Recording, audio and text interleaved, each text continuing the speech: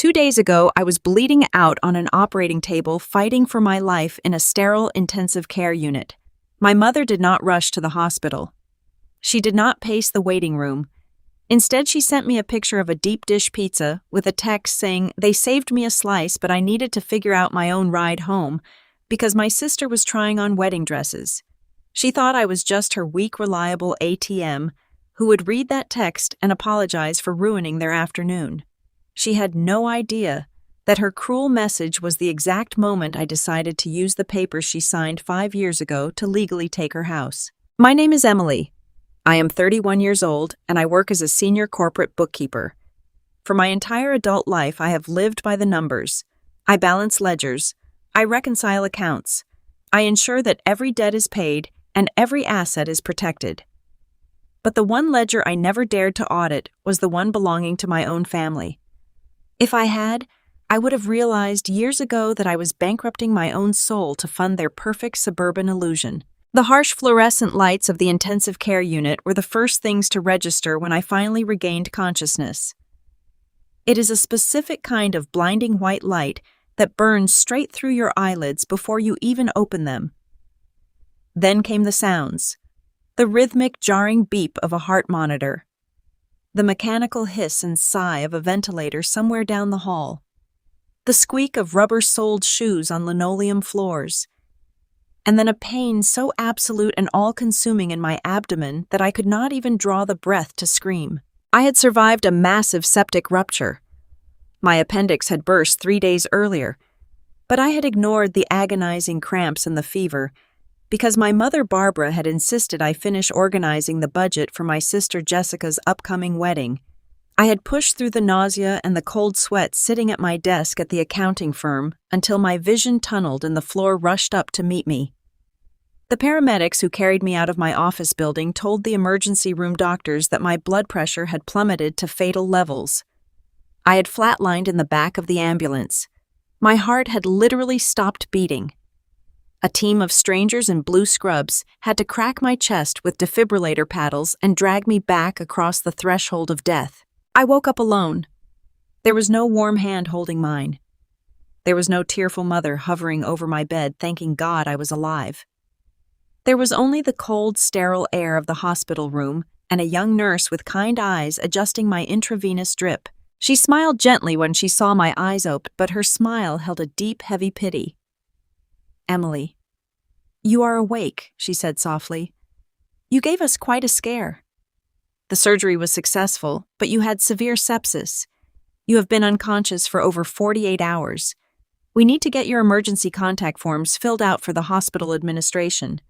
Do you have any family we can call to come sign the paperwork?" My throat felt like it was coated in crushed glass from the breathing tube they had just removed. I tried to speak, but only a dry rasp came out. I nodded weakly and pointed to the clear plastic patient belongings bag resting on the small table next to my bed. My phone was inside it. The nurse handed me the bag and stepped out to give me privacy. My hands were shaking so violently that I could barely pry the plastic seal open. The thick, heavy bandages wrapped around my arms made my fingers clumsy. I was shivering from the inside out, a lingering side effect of the massive infection that had ravaged my body. But beneath the physical pain, there was a frantic, desperate hope beating in my chest. I had been missing for 2 days. I had collapsed at work and vanished into an emergency surgery. My mother and my sister must be out of their minds with worry. I anticipated dozens of missed calls. I imagined a screen flooded with panicked text messages and frantic voicemails begging for any news about where I was. I felt a pang of guilt for causing them so much distress. I pressed my thumb against the screen to unlock it. The bright light of the phone illuminated the dark hospital room. There were no missed calls.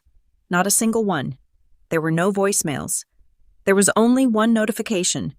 It was a message in our family group chat sent 3 hours ago. I clicked the notification.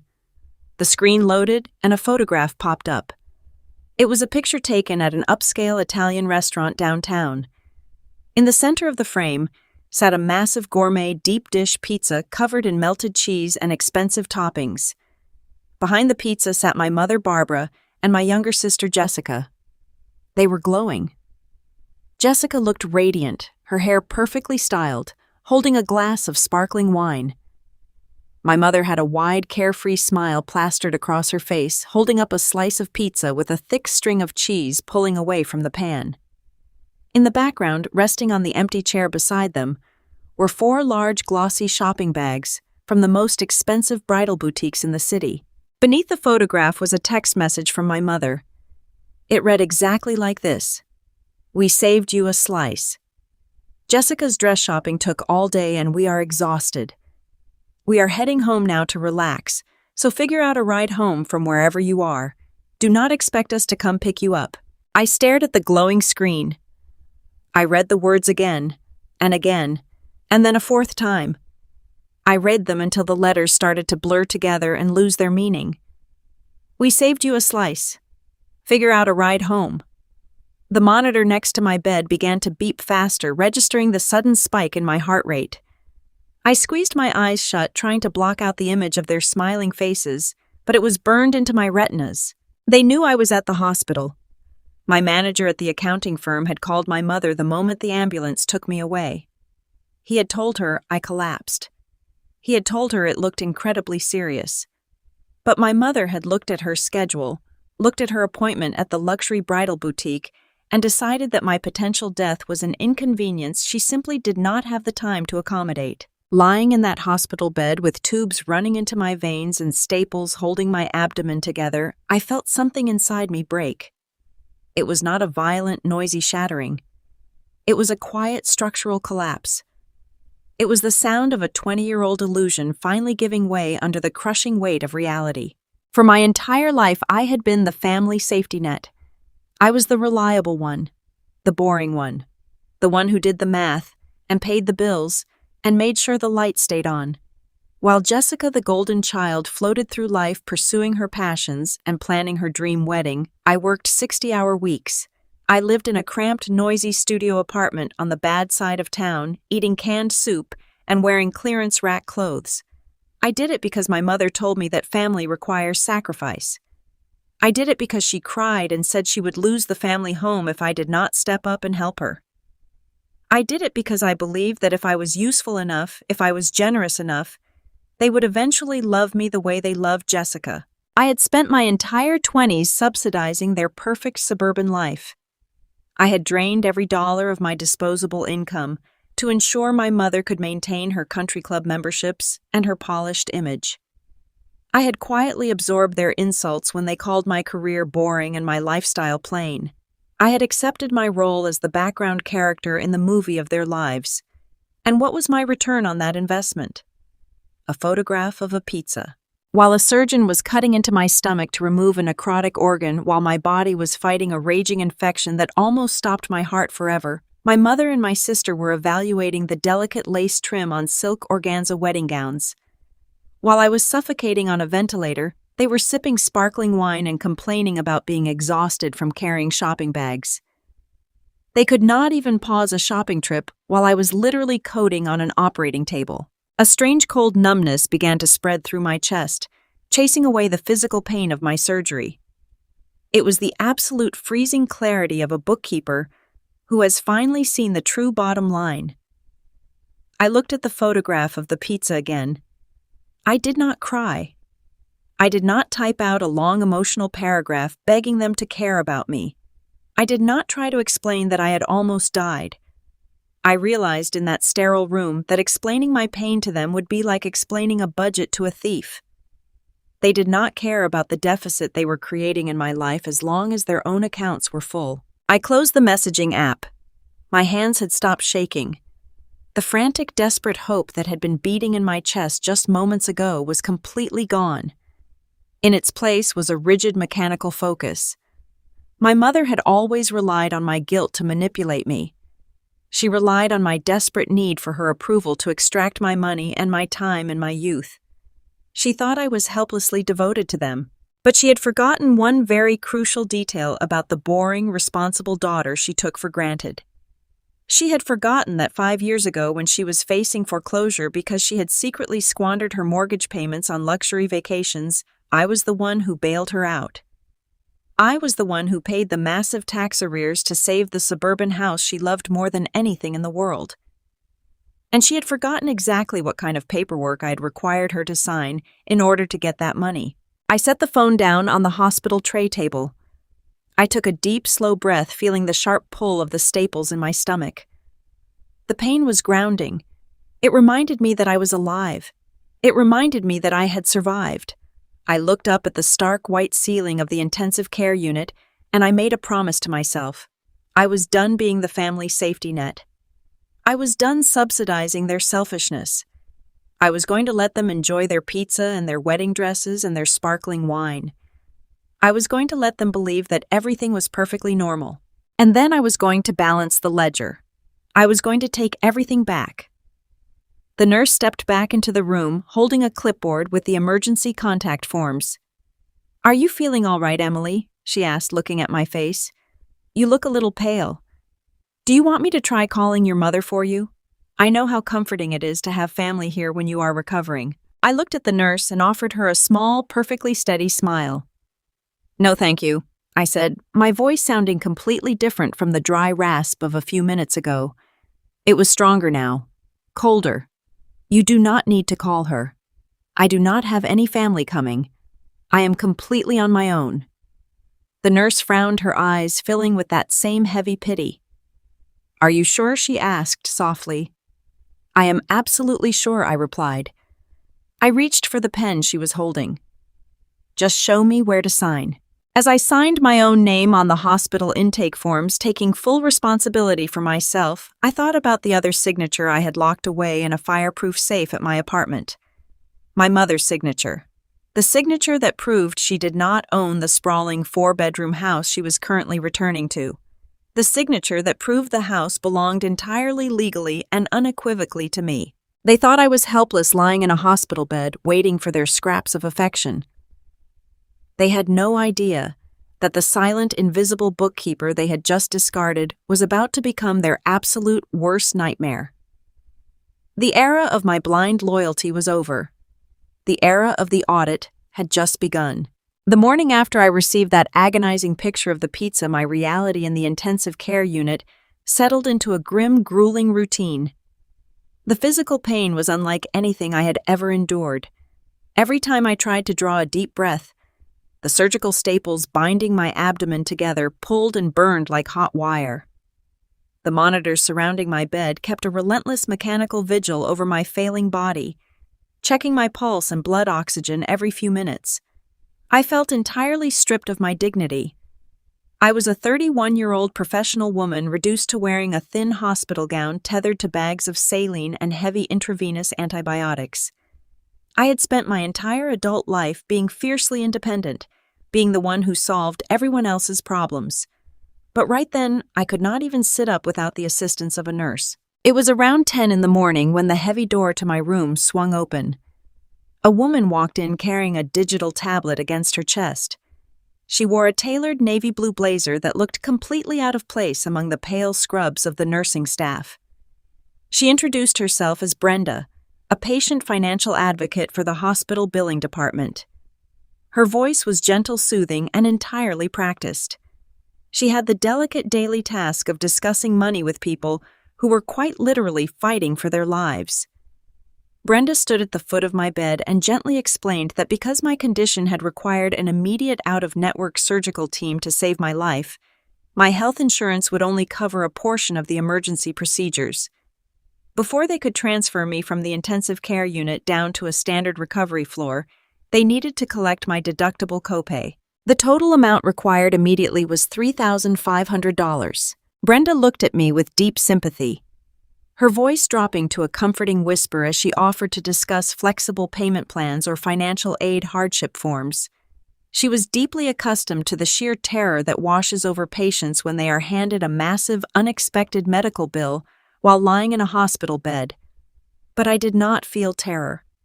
In fact, a strange sense of profound calm washed over me. This was my territory. I was a corporate bookkeeper. I lived my entire life in spreadsheets, financial projections, and risk management. While my mother Barbara and my sister Jessica treated money like magical dust that simply appeared whenever they wanted shiny new things, I treated money like an iron shield. I looked at Brenda and offered her a weak but genuine smile.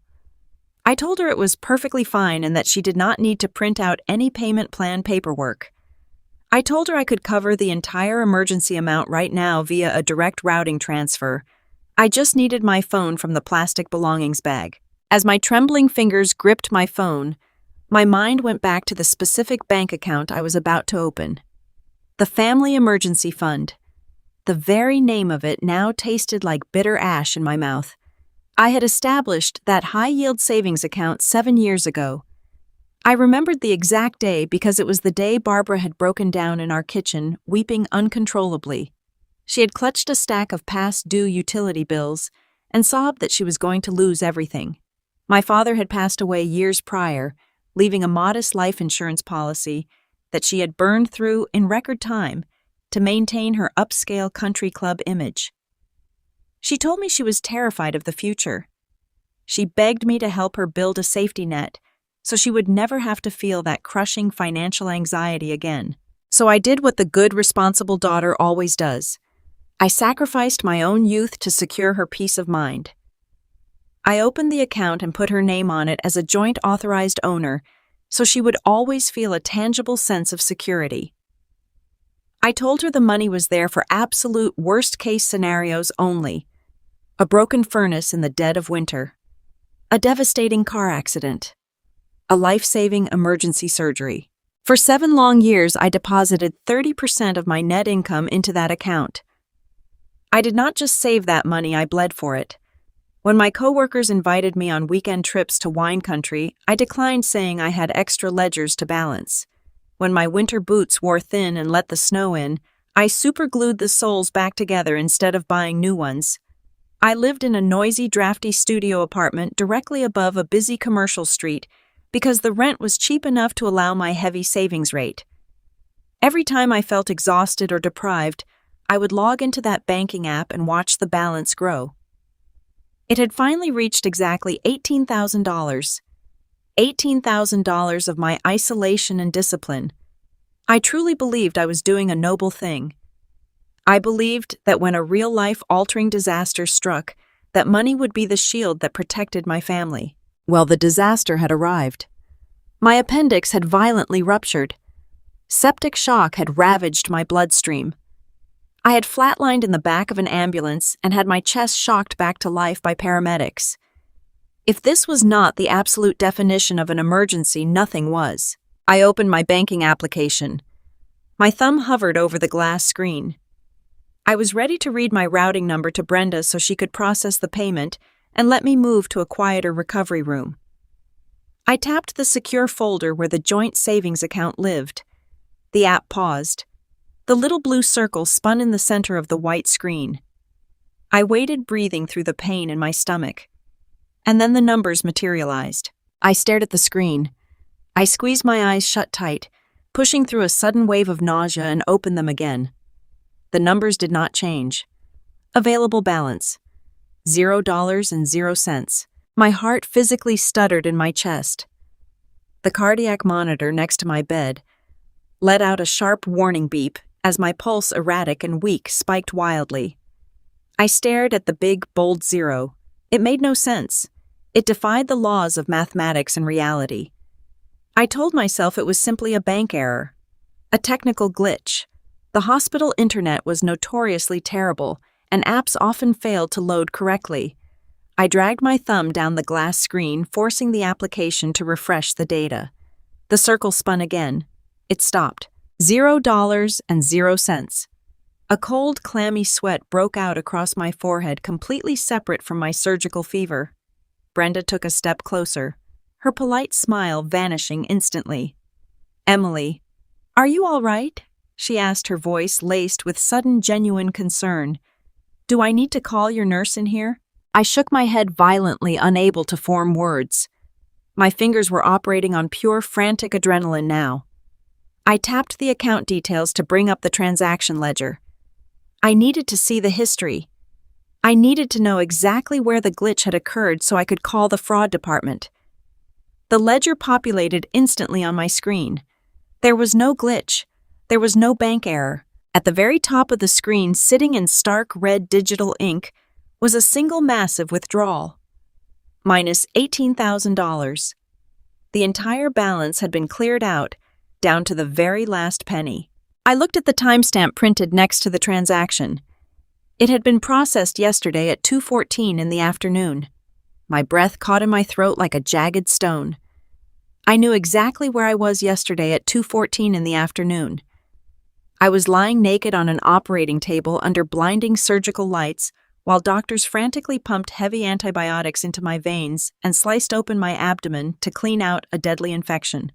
While I was hovering in the dark space between life and death, my own mother had logged into our joint safety net and initiated an irrevocable wire transfer. I touched the transaction line with a trembling finger to expand the digital receipt. The banking app displayed the destination routing details. For one brief, foolish second, my desperate brain tried to justify the massive theft. Maybe the hospital had contacted my mother. Maybe she had paid for my emergency surgery up front to save my life. Maybe she was actually acting like a mother and taking care of me.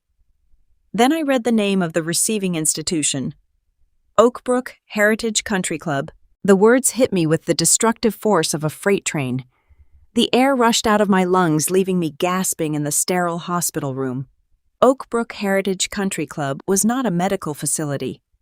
It was the most exclusive elite event venue in our entire state. It boasted manicured golf courses, towering crystal chandeliers, and a grand ballroom that overlooked a pristine private lake. It was the venue of dreams for wealthy socialites who wanted to show off their status. It was also the exact venue my sister Jessica had been obsessing over for her lavish engagement party and upcoming wedding reception. The pieces of the puzzle slammed together in my mind with a sickening, devastating violence. The text message from last night began to echo loudly in my ears. "We saved you a slice." Jessica's dress shopping took all day. My mother had not stayed away from the hospital because she was too upset to see me hooked up to breathing tubes. She had not stayed away because she was busy with work. She stayed away because she was busy spending my life savings. She knew I was unconscious. My manager at the accounting firm had called her and explicitly told her I was rushed into emergency surgery. She knew I would be incapacitated, intubated, and entirely unable to check my phone or my bank accounts for at least 48 hours. She saw my near-death experience not as a family tragedy, but as the perfect, uninterrupted window of opportunity to drain $18,000 from our joint account without me being able to stop her. She stole the money I had hoarded in the cold and the dark, the money meant to save us from absolute ruin, and she wired it directly to a luxury country club so her golden child could have a princess wedding. Brenda placed her hand gently on my shoulder, pulling me back to the present moment. "Emily, please talk to me," she said, looking at the monitors that were now blaring a steady rhythm of distress. "What is going on? Do you need me to step out and give you a minute?" I slowly lowered my phone to the hospital blanket. The severe physical pain in my surgical wounds suddenly felt very distant. The betrayal I had just uncovered was so massive, so fundamentally evil, that it bypassed the emotional centers of my brain entirely. I did not cry. I did not scream. I did not feel the urge to hurl my phone across the room in a fit of rage.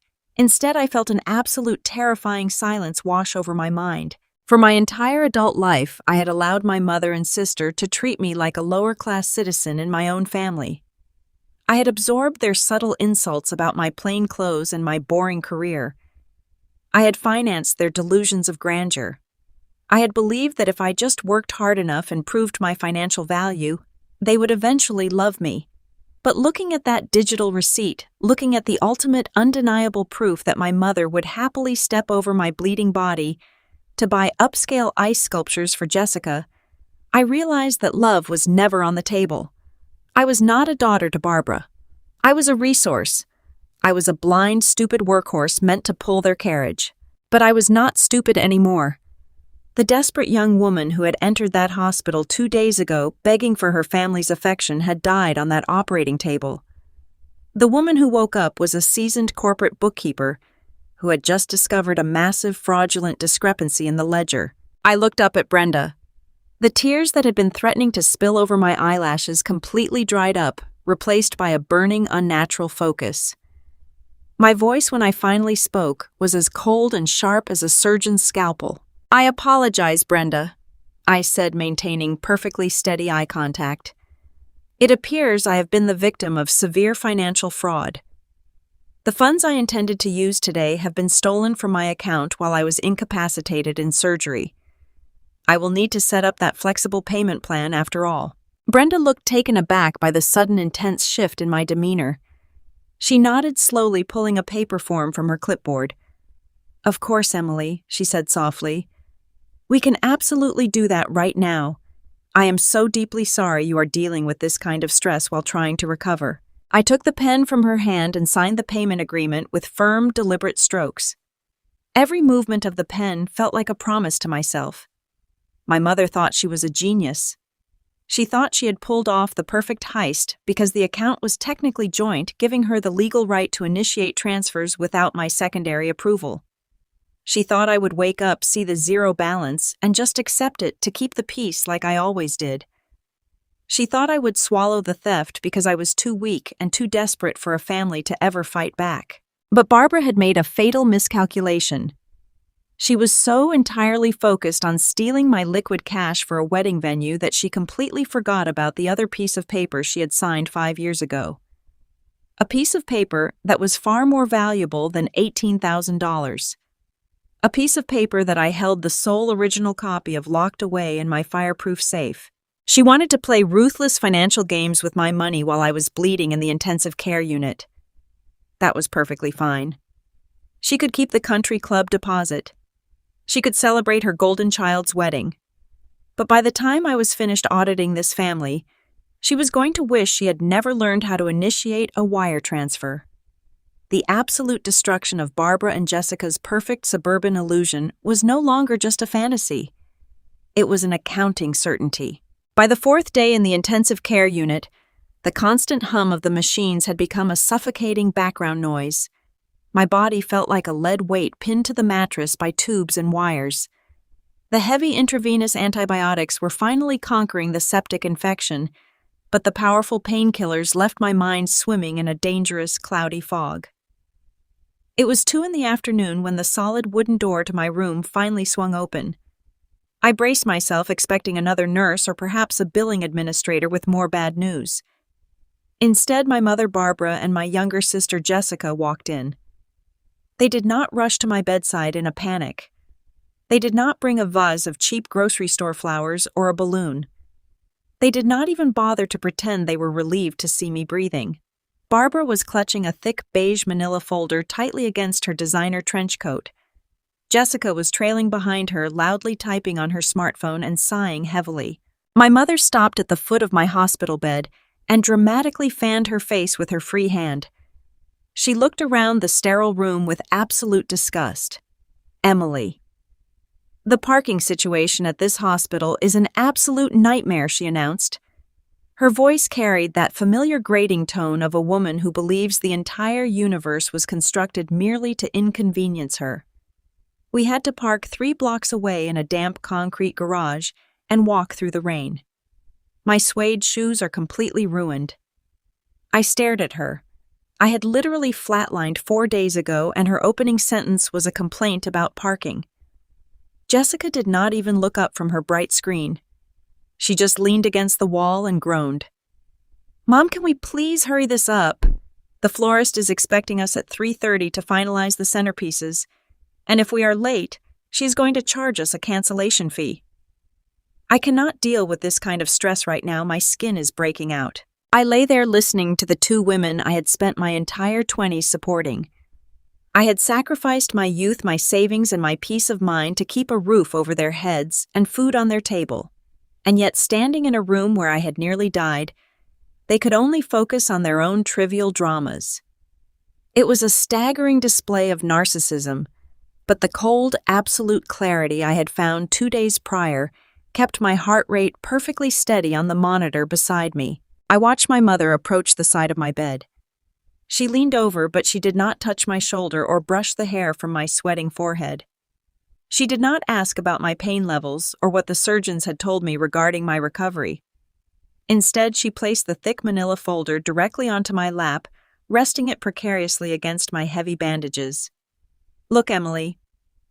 I know you are tired, but we have a major problem to solve," she said, adopting a tone of faux maternal concern. "The hospital billing department has been calling my cell phone nonstop since you were admitted. They are trying to say that because you were unconscious when you arrived, I am financially responsible for this emergency surgery as your next of kin.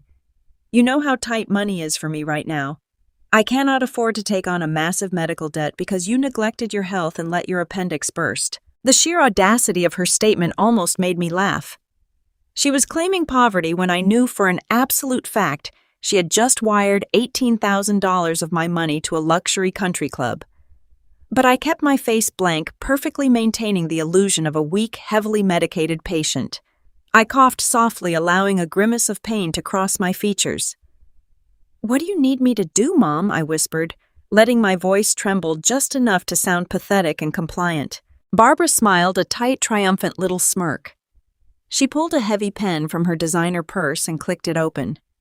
"I brought some routine insurance release waivers," she said smoothly, flipping the folder open to reveal a stack of densely printed legal documents. Bright yellow sticky notes shaped like little arrows were plastered across the bottom margins, pointing to empty signature lines. "You just need to sign these papers right now to officially release me from any financial liability. It transfers the entire medical debt solely into your name. Once you sign these, we will leave you alone to rest and recover." She pressed the pen into my palm. My fingers felt numb and clumsy, but the moment my eyes fell upon the printed text on the very first page, my professional instincts flared to life. "I am a senior corporate bookkeeper. My entire career is built on reading the fine print, identifying discrepancies, and catching financial anomalies that other people gloss over." Barbara assumed I was too drugged on painkillers to read the dense paragraphs. She assumed I would blindly sign wherever she placed a yellow sticky note just to get her out of my room. But as my eyes scanned the bold capitalized header at the top of the page, I felt the last remaining thread of my familial loyalty snap and turn to ash. The document was not an insurance waiver. It was not a medical liability release form. It was a quitclaim deed. And listed right there in the property description section was the exact address of the sprawling 4-bedroom suburban house my mother currently lived in. 5 years ago, Barbara had come to me weeping hysterically at my tiny studio apartment.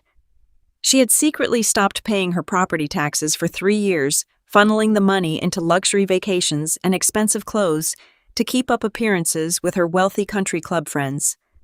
The county was days away from foreclosing on the property and throwing her out into the street. I had stepped in and played the hero. I drained the very first savings account I had ever built, handing over $30,000 to clear the tax arrears and satisfy the bank. But even back then, I was not completely foolish.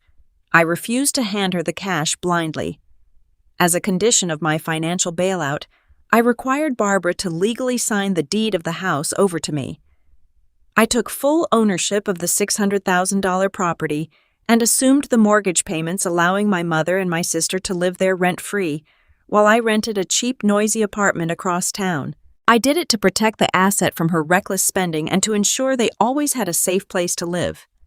Legally, I owned every square inch of that house. And now, standing over my hospital bed, my mother was trying to steal it back. She had already drained my $18,000 emergency fund to pay for Jessica's wedding venue, but she knew that would not be enough to cover the extravagant catering, the designer dresses, and the luxury honeymoon they were planning. They needed hundreds of thousands of dollars. They needed the massive equity sitting in that house. Barbara was trying to trick me into signing away a $600,000 asset while I was heavily medicated on intravenous narcotics. If I signed that quitclaim deed, the house would instantly revert to her name. She could then list it on the market, take the massive profit fund Jessica's ridiculous fairy tale lifestyle, and leave me drowning in both my medical debt and my lost savings. It was a level of premeditated evil that took my breath away. She had not come to the intensive care unit to check on her sick daughter. She had come to rob a dying woman. I looked up at her. She was tapping her ruined suede shoe against the linoleum floor, clearly impatient. "Just sign on the yellow flags, Emily," she urged, pushing the paperwork closer to my chest. "We really have to get to the florist. Jessica is going to have a panic attack if we do not leave in 5 minutes." I realized in that exact moment that confronting them would be a catastrophic mistake. If I screamed at her, if I exposed her fraud right then and there, she would simply snatch the papers back and run. She would know I was on to her, and she would find another way to manipulate my finances or forge my signature later. I needed to let her think she had won. I needed her to leave this hospital feeling utterly victorious so I could build my own legal trap in absolute silence. I let out a long, weak sigh and let my head loll back against the hospital pillow, acting completely delirious. "Okay, Mom," I mumbled, slurring my words heavily. "Just show me where." I took the pen, holding it with an awkward, clumsy grip. I moved the tip to the first signature line. In the state where we lived, a legal property transfer required a perfectly matching signature that corresponded exactly to the name on the original title. I also knew that a signature executed under the proven influence of heavy hospital narcotics was legally contestable, but I wanted to be absolutely foolproof. I deliberately misspelled my own name. Instead of signing Emily Jane, I scrawled a shaky, barely legible signature that looked more like Emma Jean with a chaotic loop at the end. I let the pen slip off the line, making it look like the desperate scribble of a woman who could barely keep her eyes open. I did this on all 3 pages, letting my hand tremble violently each time, ensuring the ink smeared across the pristine white paper. There I whispered, dropping the pen onto the blanket and letting my eyes drift shut. "Are we done now? Can I sleep?" Barbara snatched the folder off my lap with lightning speed. She did not even bother to check the signatures properly. She was too arrogant, too certain of her own cleverness to realize she had just been outplayed by the very daughter she constantly underestimated. "Yes, dear. You rest now," she said, her voice suddenly dripping with a sickeningly sweet fake warmth. "We will let you sleep. Feel better soon." She turned on her heel and practically sprinted toward the door, clutching the folder like a stolen lottery ticket. Jessica pushed off the wall, shoving her phone into her pocket. Finally, she muttered, "We have exactly 20 minutes to make it across town. Let us go." The heavy wooden door clicked shut behind them. The room fell silent again, save for the steady, rhythmic beep of my heart monitor. I opened my eyes and stared at the empty space where they had just been standing. They had come, they had tried to strip me of my greatest financial asset, and they had left without ever asking if I was in pain. The sheer cruelty of it washed over me, but it did not break me. It forged me into something entirely new. I reached for my phone on the tray table. The painkillers were strong, but my anger was stronger. I had given them every opportunity to be a real family. I had given them my youth, my money, and my unconditional support. In return, they had treated me like a disposable bank account. Barbara thought she had just secured a $600,000 payday to fund a luxurious wedding. She thought she was going to sell my house out from under me. But she was holding a legally void document filled with invalid signatures. She had just handed me the absolute proof of her malicious intent. I locked my phone and let my head sink into the pillows, a cold, hard smile spreading across my face. Let them go to the florist. Let them plan their lavish parties and pick out their expensive lace. They were celebrating on a trapdoor, and I was the one holding the lever. As soon as I was discharged from this hospital, I was going to unleash a financial and legal nightmare that would leave them with absolutely nothing. The morning of my discharge from the hospital was remarkably quiet. After 5 grueling days in the intensive care unit, my body had finally stabilized enough to be released into the outside world. The severe septic infection had retreated, leaving behind a profound physical weakness and a line of heavy surgical staples across my abdomen that burned with every breath I took. There was no family waiting for me in the lobby. There were no joyful tears or colorful balloons celebrating my survival. There was only a kind discharge nurse named Sarah, who handed me a thin plastic bag containing the clothes I had worn when the ambulance first brought me in. I slowly changed into my baggy sweatpants, wincing as the coarse fabric brushed against my bandages. Every movement required careful calculation and immense physical effort. I thanked Sarah for her care and slowly made my way toward the sliding glass doors of the main entrance. I stood on the sidewalk, leaning heavily against a concrete pillar, and opened the ride-sharing application on my phone. The crisp autumn air hit my lungs like a shock of cold water. It smelled of wet asphalt and drying leaves, a sharp contrast to the aggressive chemical scent of bleach and sterile linens that had filled my nose for the past week. I was 31 years old, a senior corporate bookkeeper who had spent her entire adult life managing risks and mitigating disasters for other people. Yet as I waited for a stranger to drive me home, I felt entirely fragile and utterly alone. A generic silver sedan pulled up to the curb a few minutes later. The driver, a polite middle-aged man named Arthur, hopped out immediately when he saw my slow, unsteady movements. He gently opened the back door and offered a steady hand, helping me ease into the leather seat without pulling my surgical wounds. I thanked him quietly and gave him the address to my small, noisy studio apartment across town. As Arthur merged the car onto the busy highway, a heavy, suffocating silence settled over me. I rested my head against the cool glass of the window and watched the city skyline blur past. My phone sat in my pocket completely silent. There were absolutely no messages from my mother Barbara or my sister Jessica. They had not texted to ask how my recovery was progressing. They had not called to see if I needed a ride or a hot meal.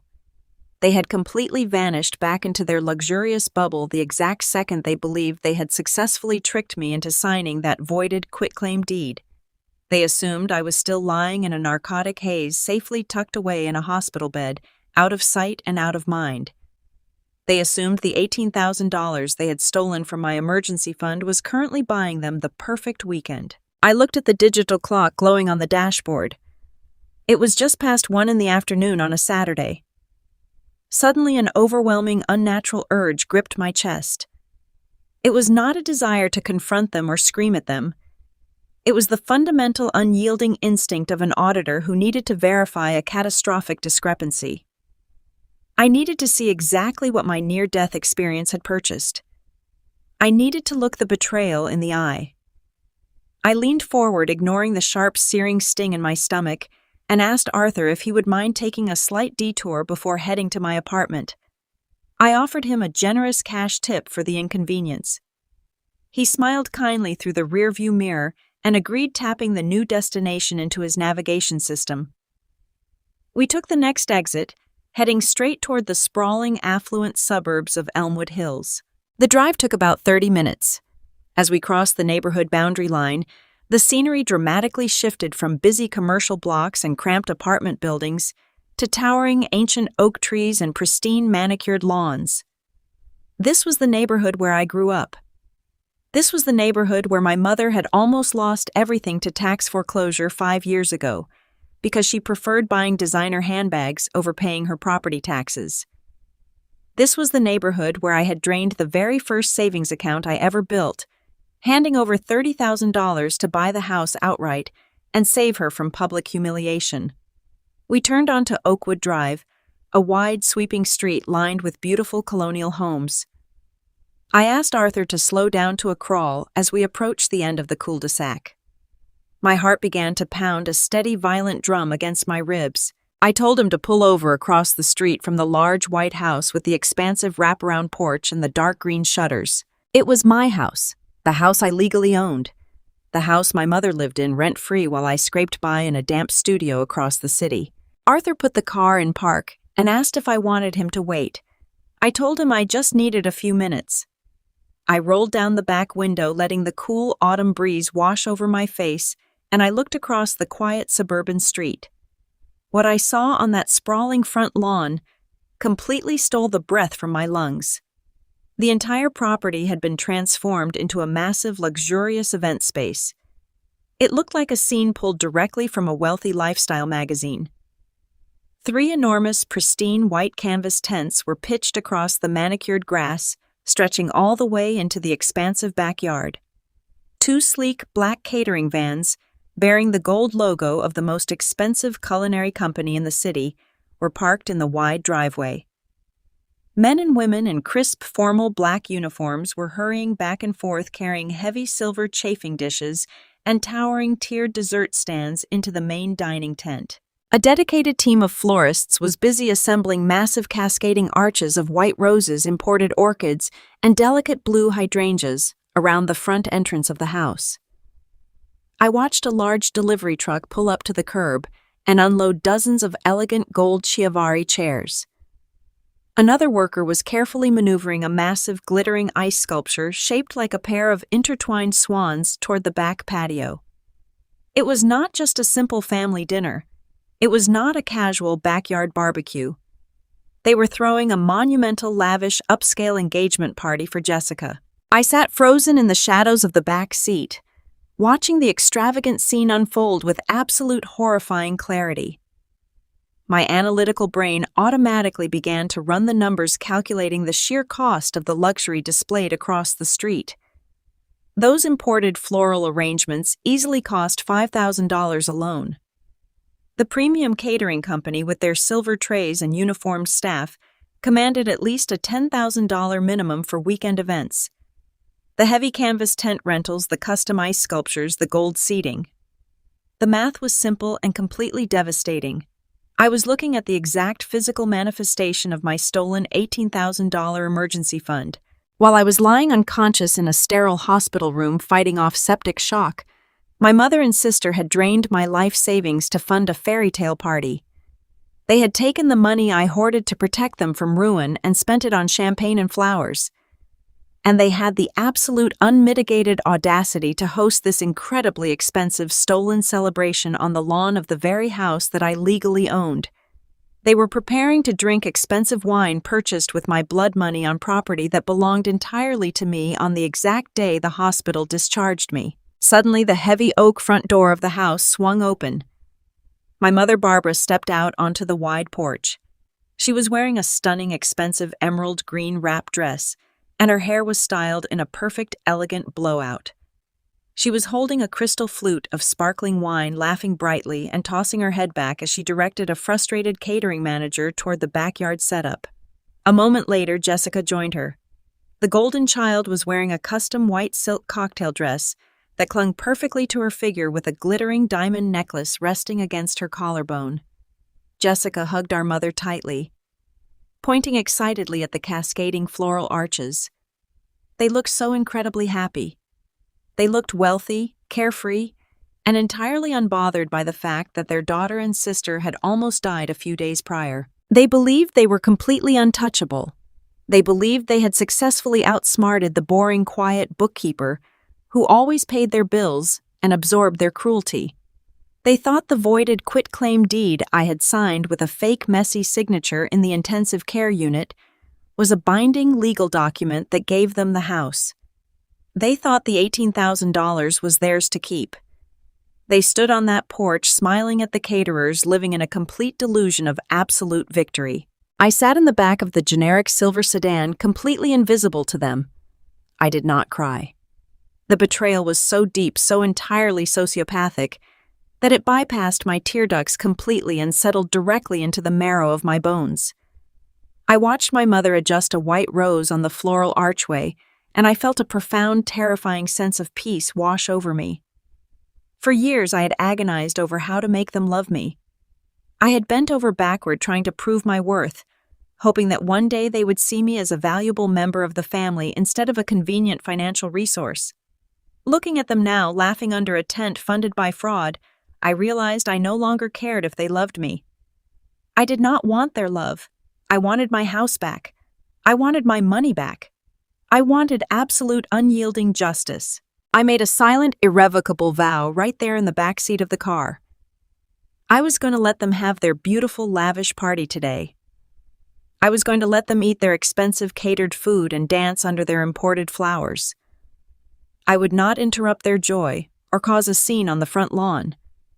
I would let them sleep tonight believing their perfect, fraudulent suburban life was secure. But come Monday morning, the quiet, compliant daughter they had exploited for 10 years was going to permanently cease to exist. I was going to unleash a legal and financial hurricane that would violently dismantle every single piece of their stolen reality. I was going to serve them with a formal eviction notice. I was going to file a civil lawsuit for the stolen $18,000. I was going to report the fraudulent quitclaim deed to the authorities. They were standing on a massive financial trapdoor, and I was the one holding the lever. I took one final look at my mother and sister raising their crystal glasses to toast their fake success. I rolled up the tinted window, shutting out the sound of their bright, careless laughter. I leaned forward and politely asked Arthur to take me back to my apartment. The physical pain in my abdomen throbbed fiercely, reminding me that I had survived the absolute worst they could throw at me.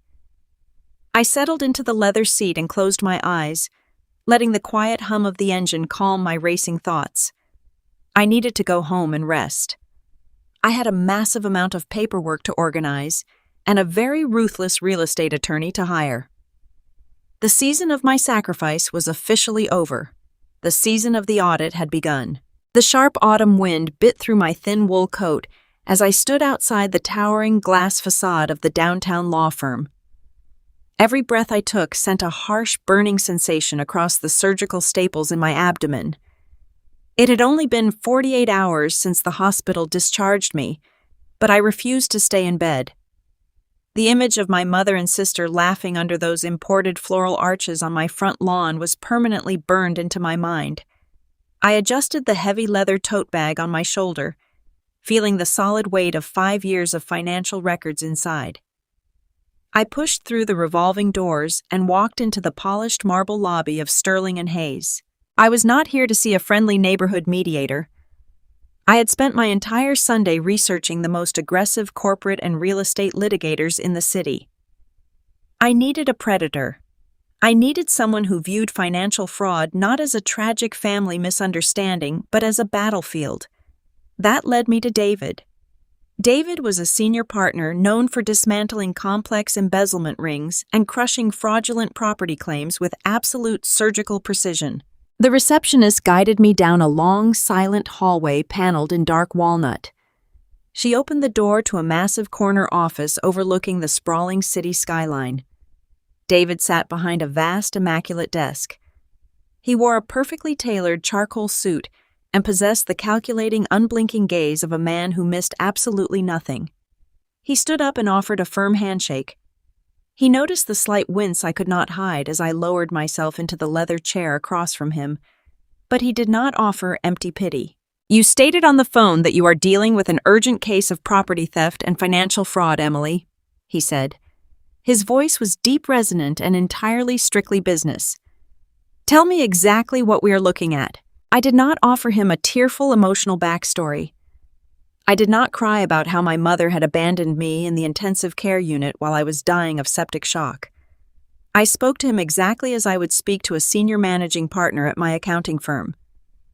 I reached into my tote bag and pulled out a thick, clear plastic folder, placing it directly in the center of his desk. 5 years ago, my mother Barbara was facing imminent tax foreclosure on a large suburban property I began.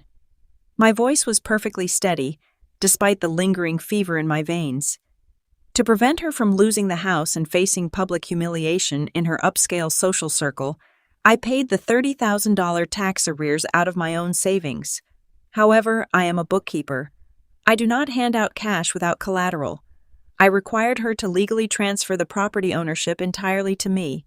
I assumed the mortgage, and I have paid every single installment from my personal bank account ever since. She and my younger sister Jessica currently live there as my non-paying tenants. David opened the folder and extracted the heavy parchment document resting on top. It was the original notarized deed from 5 years ago, bearing the official county recording stamps. He adjusted his silver-rimmed glasses and scrutinized the signatures, the dates, and the legal property descriptions with a highly practiced eye. "This is an absolute fee-simple transfer," he confirmed, tapping the heavy paper. "There are no life estate clauses. There are no shared equity provisions. According to the county records and this original instrument, you are the sole unquestioned legal owner of this $600,000 property." Your mother has absolutely no legal claim to this house. Legally speaking, she is nothing more than a tenant at will. I nodded, taking a slow, shallow breath to ease the stinging in my chest. I am aware, I said. But 4 days ago, while I was recovering from an emergency surgery for severe sepsis, my mother came to my hospital room. She brought a manila folder filled with papers she claimed were routine insurance liability waivers. She insisted I sign them immediately so she would not be billed for my emergency medical procedures. David leaned back in his leather chair, crossing his arms. I am guessing they were not insurance waivers. They were not, I replied. Because of my profession, I instinctively read the headers before I sign anything, regardless of how much intravenous pain medication is in my system. It was a drafted quitclaim deed. She was attempting to have me sign the property back over to her while I was under the influence of heavy narcotics. David narrowed his eyes. A flash of genuine professional disgust crossed his face.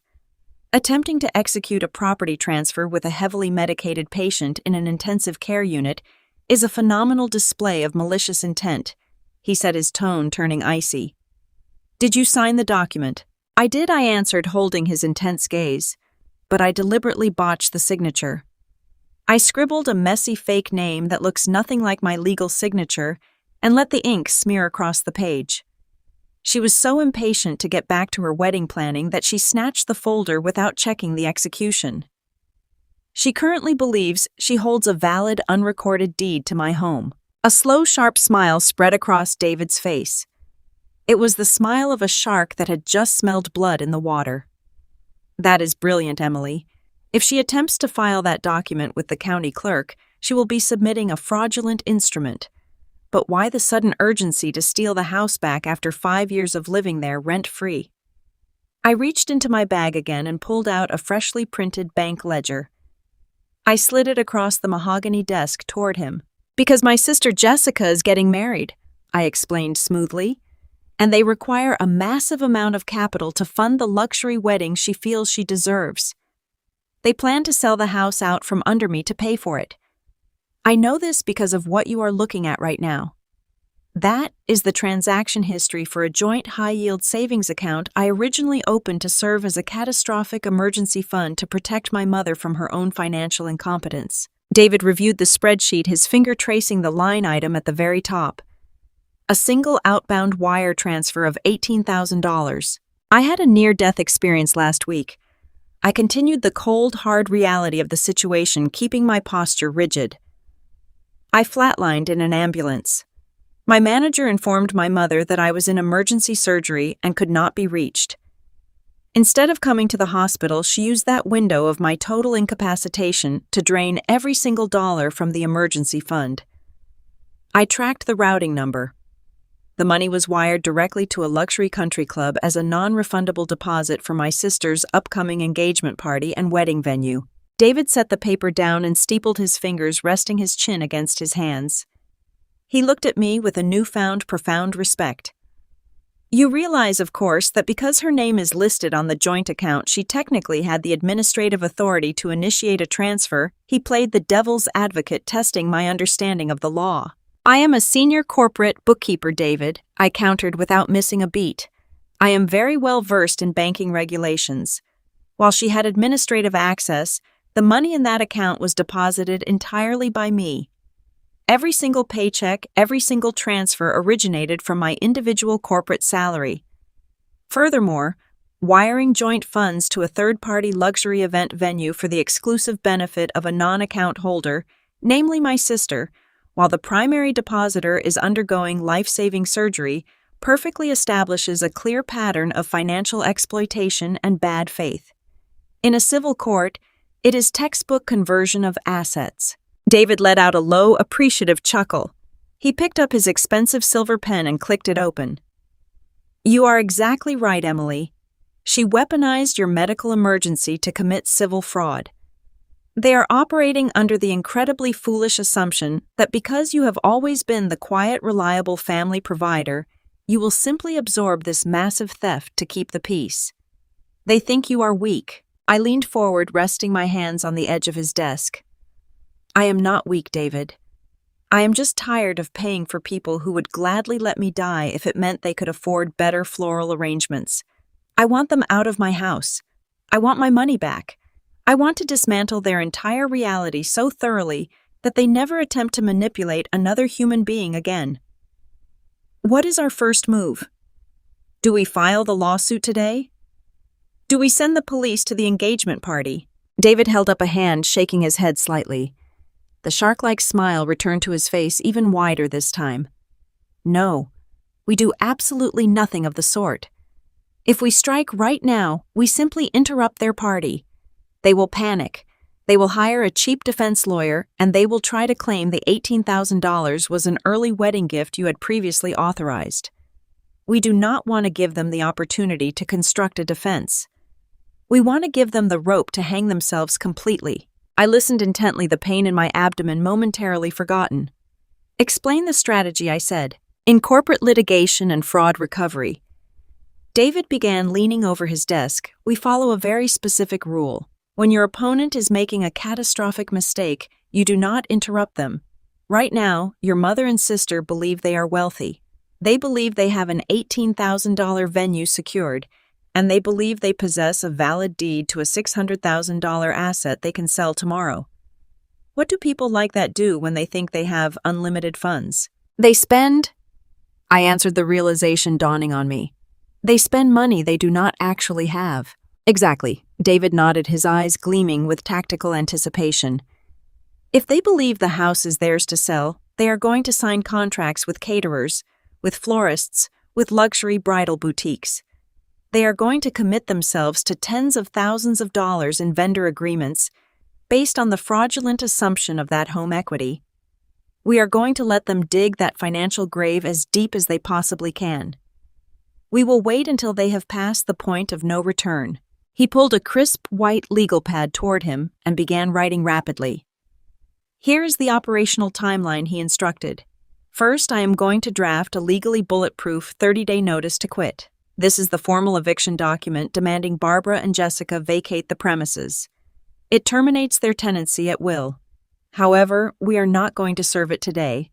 I am going to keep it sitting right here on my desk, perfectly ready to deploy at the maximum point of impact. And the $18,000 I asked. I am initiating a quiet forensic financial audit this afternoon, David replied. I am going to subpoena the transaction records from the country club. I want documented proof from their accounting department that Barbara initiated that wire transfer specifically to pay for Jessica's event package. I want the vendor contract she signed with them. By the time we file the civil lawsuit for wire fraud and conversion of assets, the paper trail will be so incredibly dense and irrefutable that no defense attorney in the state will touch their case. I felt a genuine thrill of adrenaline course through my veins. It was the exact feeling I got when I finally balanced a massive, complicated corporate ledger, but amplified 1,000 times. We are building a guillotine, I said softly, and we are going to let them polish the blade for us. David agreed. Your job right now, Emily, is the hardest part of this entire strategy. You must maintain your absolute composure. You have to go back into their world and play the role of the oblivious recovering daughter. You need to let them think their secret is safe. You need to smile while they talk about their expensive wedding plans. Let them gloat. Let them boast. Every single time they brag about a new expense, they are just adding another layer of concrete to the legal tomb we are building for them. I nodded slowly, standing up from the leather chair. The physical pain in my stomach was still sharp, still demanding attention, but my mind had never felt more incredibly clear. For a decade, I had allowed myself to be crushed under the unbearable weight of family loyalty. I had believed that if I just gave them enough, if I just sacrificed enough of my own happiness, they would eventually see my value. I was wrong. Some people do not love you, they only love what they can extract from you. I reached out and shook David's hand. His grip was firm, reassuring, and entirely deadly. Draft the eviction notice. David, I said, my voice echoing with absolute finality in the quiet high-rise office. Pull the financial records from the country club. Build the audit. I will play the fool for as long as you need me to. They want a luxury engagement party funded by my life savings. I'm going to make sure it is the most expensive party they ever throw. I walked out of the law office and stepped back onto the bustling city streets. The cold wind whipped around the tall buildings, but I did not shiver. I felt like a titan. I felt like a woman who had just taken full absolute control of her own destiny. My mother and sister were currently sitting in a sprawling suburban house picking out expensive floral arrangements and laughing about how easily they had manipulated the boring bookkeeper. They had absolutely no idea that the silent, invisible daughter they had discarded in the intensive care unit was currently orchestrating their total absolute destruction. The trap was officially set. All I had to do now was wait for them to step onto the stage. 2 days after my incredibly satisfying meeting with David, I found myself standing on the front porch of the sprawling suburban colonial house that I legally owned. The evening air was brisk, carrying the sharp scent of burning leaves and neighborhood fireplaces. I stood perfectly still for a long moment, letting the cold wind wash over my face. My physical recovery from the septic rupture was a slow, grueling process. Beneath my heavy, oversized knit sweater, a thick row of surgical staples pulled painfully against my healing flesh with every breath I took. My doctors had specifically instructed me to rest and avoid any stressful situations, but I had a highly specific mission to execute. I reached into the deep pocket of my wool slacks and pressed my thumb against the screen of my smartphone. I opened the voice memo application, pressed the bright red record button, and locked the screen. I left the device tucked safely in my pocket, ensuring the microphone remained completely unobstructed. My state operates under a strict one-party consent law for recording conversations. As long as I was an active participant in the dialogue, I did not need to inform anyone else in the room that their words were being captured. Every single syllable my mother and sister were about to utter would be legally admissible in a civil court proceeding. I placed my hand on the polished brass doorknob, took a deep, stabilizing breath to mask my physical discomfort, and walked straight into the lion's den. The interior of the house was warm and smelled overwhelmingly of roasted garlic-rich butter and expensive truffle oil. Barbara had apparently ordered upscale Italian catering from a high-end restaurant downtown for our casual family dinner. The absolute irony of the situation was suffocating.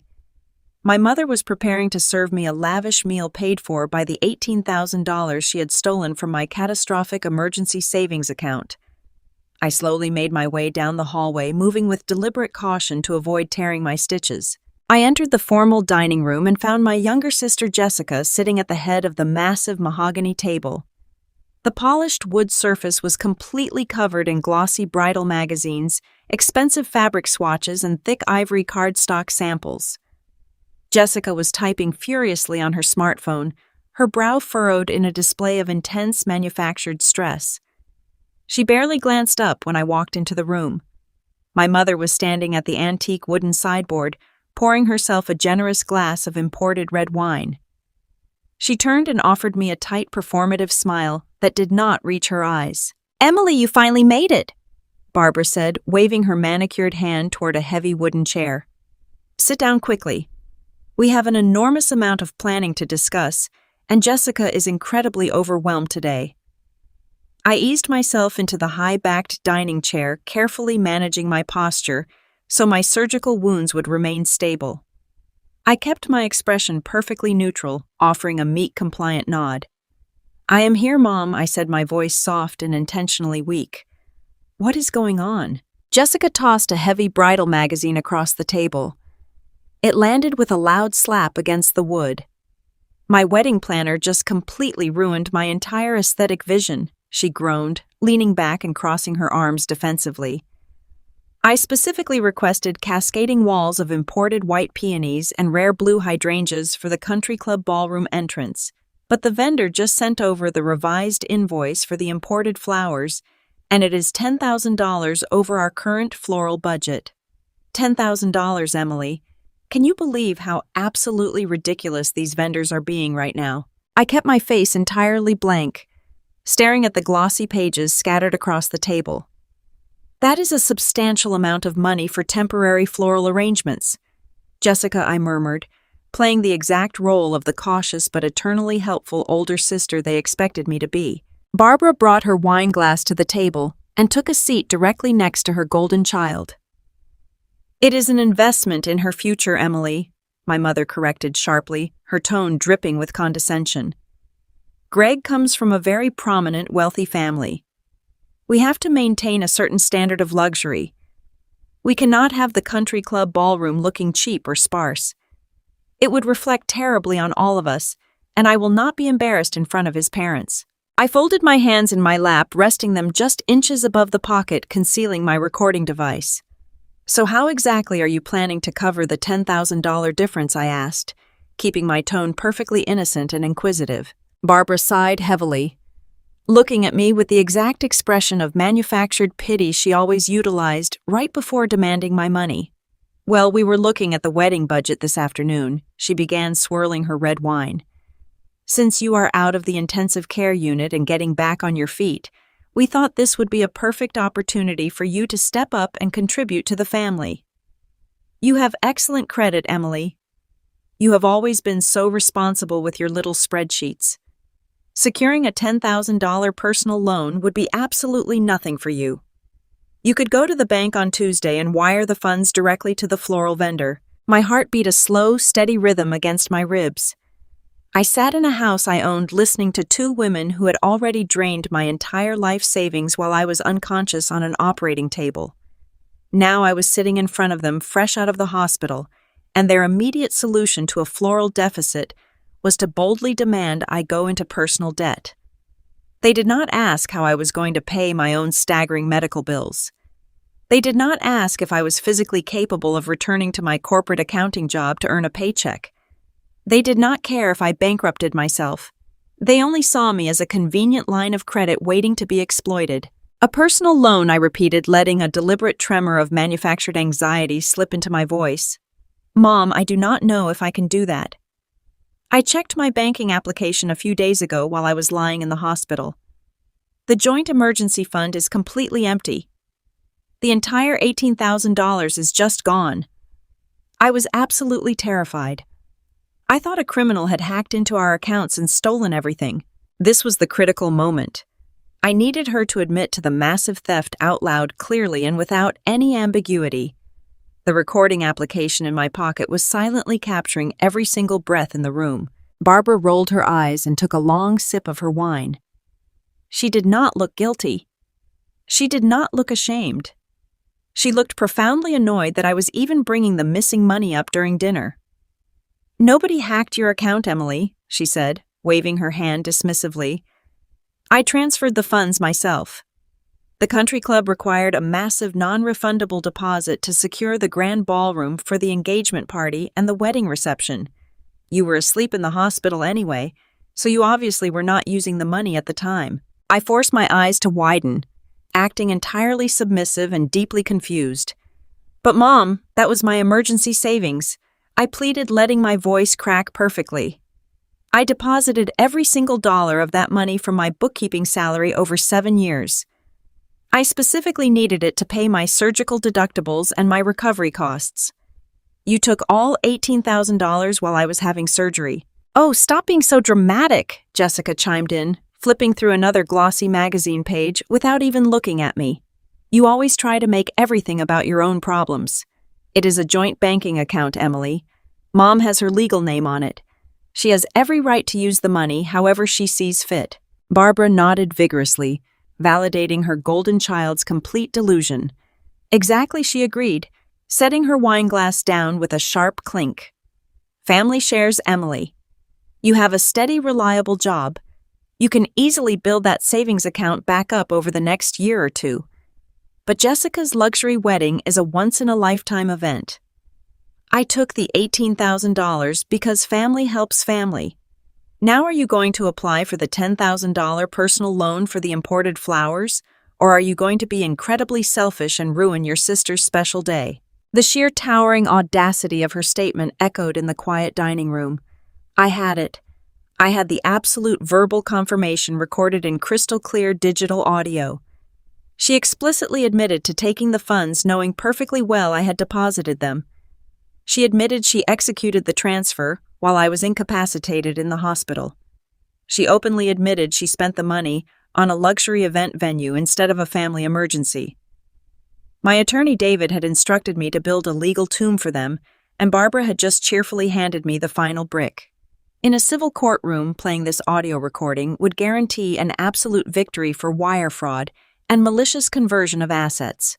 I looked down at my hands, hiding the cold, ruthless satisfaction that was surely shining in my eyes. I had to keep playing the fool. I had to let them believe they held all the power in this dynamic.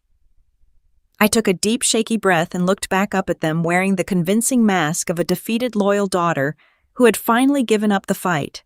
"You are right," I said, my voice soft, compliant, and entirely broken.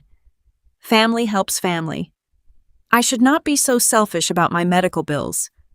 I will look at the budget tonight when I get back to my apartment. Let me see what I can do about securing the personal loan for the florist. Just text me the vendor invoice details so I know exactly where to wire the money." Jessica squealed in genuine delight, clapping her hands together. "Oh, thank you, Emily," she gushed, her tone suddenly overly sweet. "You are the absolute best sister in the world. Greg's mother is going to be so incredibly impressed by the imported peony arches.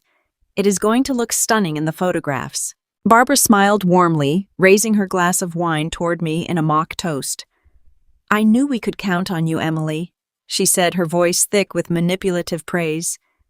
"You always do the right thing for this family. I am glad you are finally seeing the bigger picture. Now let us eat this beautiful food before it gets cold." I sat at the mahogany table and slowly pushed the expensive catered pasta around my plate. I took tiny, cautious bites, managing the physical pain in my stomach, while a massive wave of psychological triumph washed over me. Every bite tasted like absolute victory. The tension in my chest boiled not from fear or sorrow, but from pure, exhilarating anticipation. My mother and sister sat across from me, gleefully discussing wedding guest lists, upscale honeymoon destinations, and expensive photography packages. They were completely unaware that they were aggressively planning a luxurious future that was never going to happen. They thought they had successfully secured their wealthy lifestyle.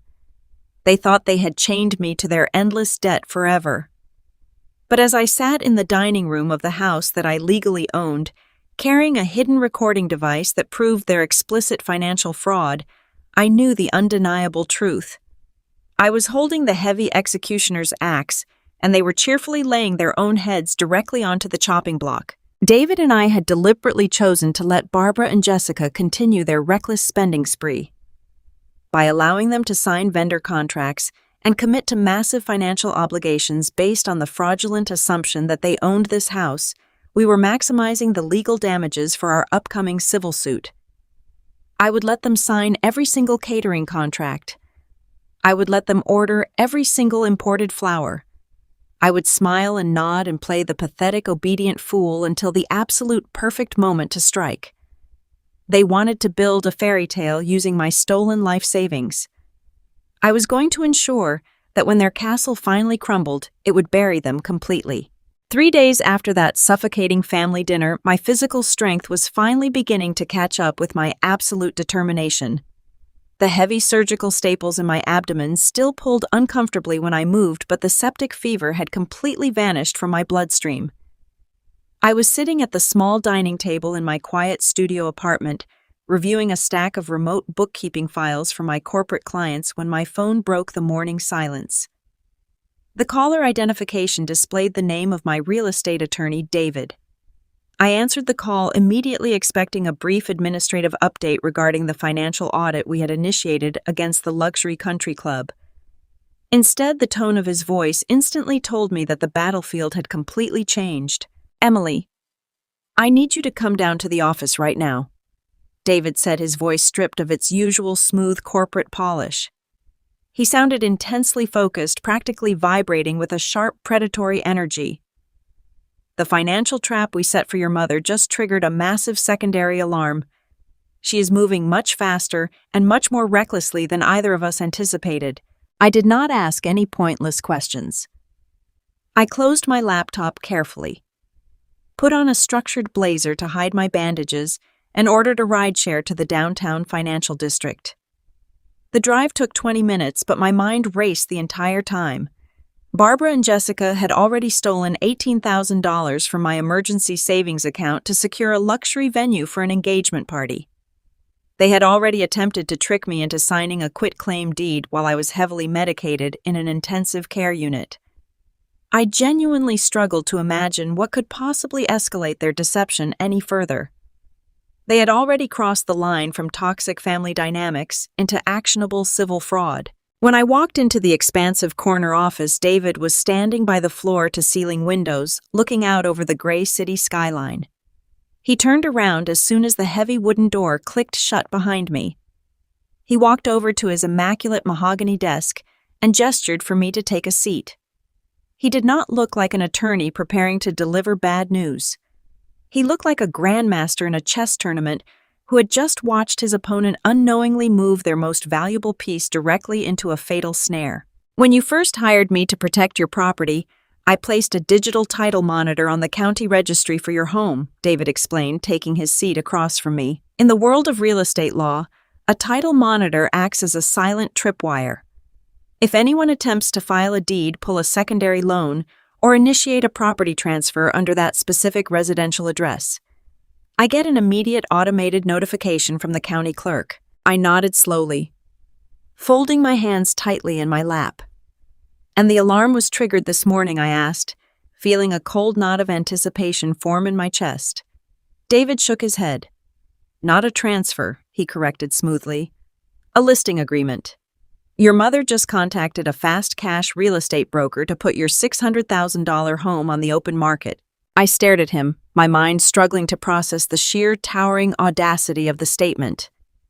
"But that is legally impossible," I countered, my professional bookkeeping instincts immediately rejecting the premise. "I am the sole recorded owner of that property. I hold the original notarized deed. I pay the property taxes. I hold the mortgage. No legitimate real estate agency in this state would ever allow a non-owner to sign a brokerage agreement and list a residential property for sale. They run strict preliminary title checks before they ever put a sign in the front yard." David smiled a thin, sharp smile. "You are absolutely correct, Emily, assuming the broker in question is legitimate. But Barbara did not go to a reputable agency.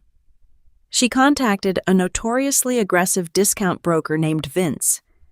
He specializes in rapid off-market sales for desperate sellers who want quick cash closings without public inspections. He moves fast, he cuts corners, and he rarely asks difficult questions if the seller provides the right introductory paperwork. He reached into a thick manila folder resting on his desk and pulled out a stack of freshly printed papers.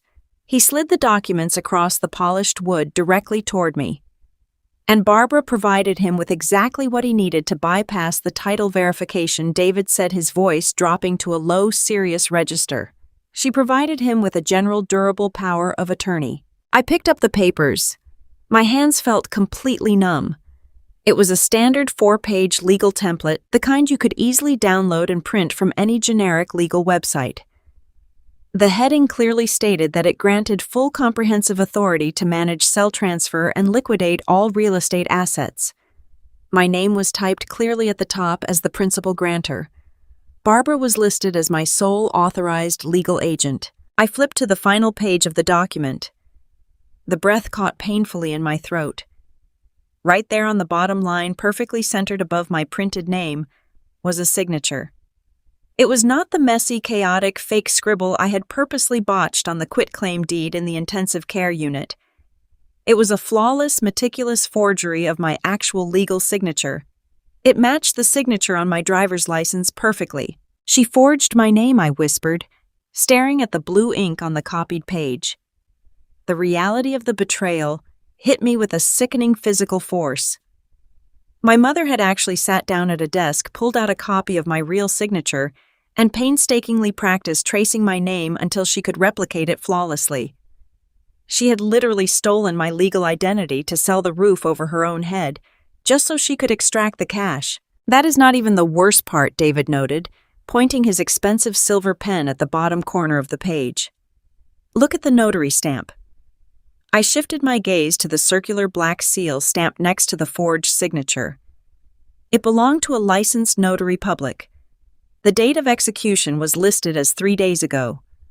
3 days ago, I was lying in a hospital bed, unable to walk without assistance. I had never met the person who stamped this document. She used a corrupt notary, I realized aloud, the cold, calculating anger completely overriding any lingering sense of familial sorrow. She found someone willing to illegally stamp and verify a forged legal document without the principal present. David nodded, leaning forward intensely. We did some quick digging into that notary stamp this morning. It belongs to a woman who works at the front desk of the luxury bridal boutique where Jessica purchased her wedding dress. Barbara likely offered her a generous cash bribe to stamp the document and look the other way. They manufactured a fraudulent legal instrument from thin air, Emily. Why, I asked, my voice hardening into absolute ice. Why would she take a risk this massive?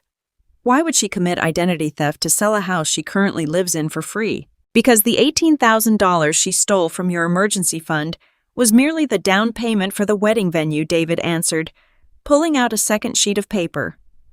We received the subpoenaed financial records from the country club this morning. The total estimated cost for Jessica's lavish wedding package, including the imported floral arches, the custom ice sculptures, the 5-course plated dinner, and the premium open bar, is nearly $90,000. Furthermore, we found an inquiry Barbara made to a luxury travel agency. She is trying to book an elite 3-week destination honeymoon to Bora Bora for Jessica and Greg. That package costs $40,000. I sat back in my chair, letting the staggering financial reality wash over me. My mother and sister were attempting to fund a $130,000 fairy tale. They had absolutely no income to support that kind of extreme luxury. The only available capital they had access to was the massive equity sitting in my house. Barbara was planning to use this forged power of attorney to rapidly sell my property to a cash buyer for below market value. She intended to take the $600,000 in cash pay for the extravagant wedding buy, the luxury honeymoon, and likely move into a beachfront condo in Florida with whatever money remained.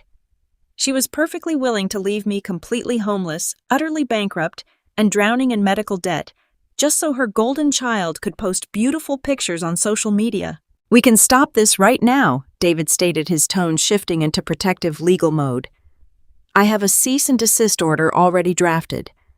I can send a courier to the discount broker immediately informing him that the power of attorney is a forged document and that any attempt to list or sell your property will result in massive civil litigation. We can shut down the listing before it even hits the private market. I stared at the forged signature on the paper.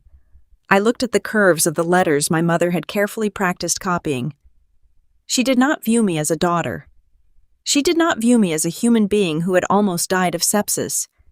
She viewed me entirely as an obstacle standing between her and a pile of cash. If I stopped her right now with a simple warning letter, she would just retreat. She would realize her plan was compromised, and she would find another stealthy way to ruin me. A simple eviction notice and a civil suit for the stolen savings account suddenly felt entirely insufficient.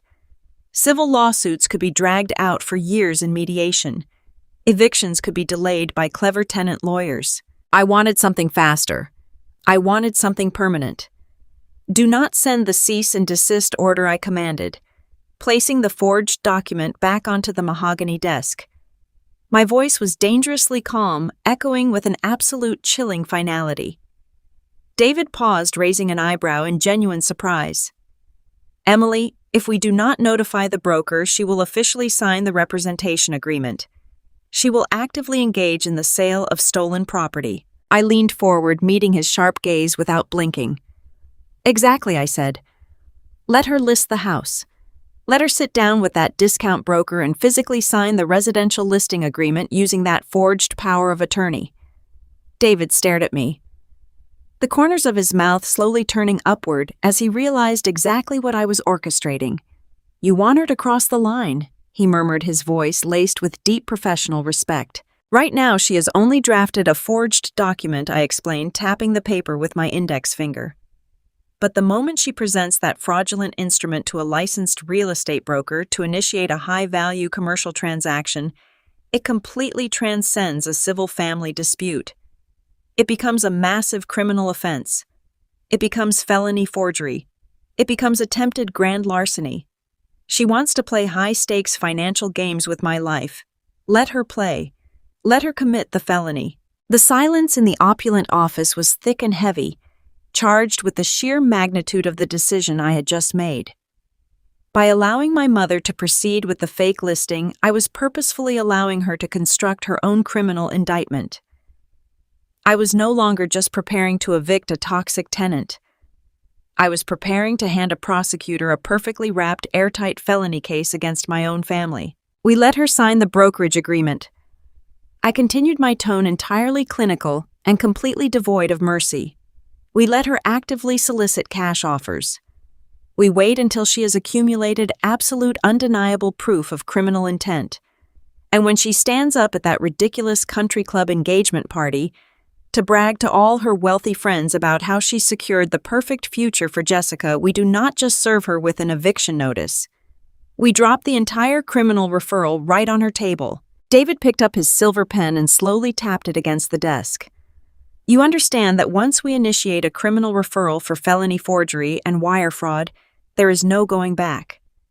The state prosecutors will take over.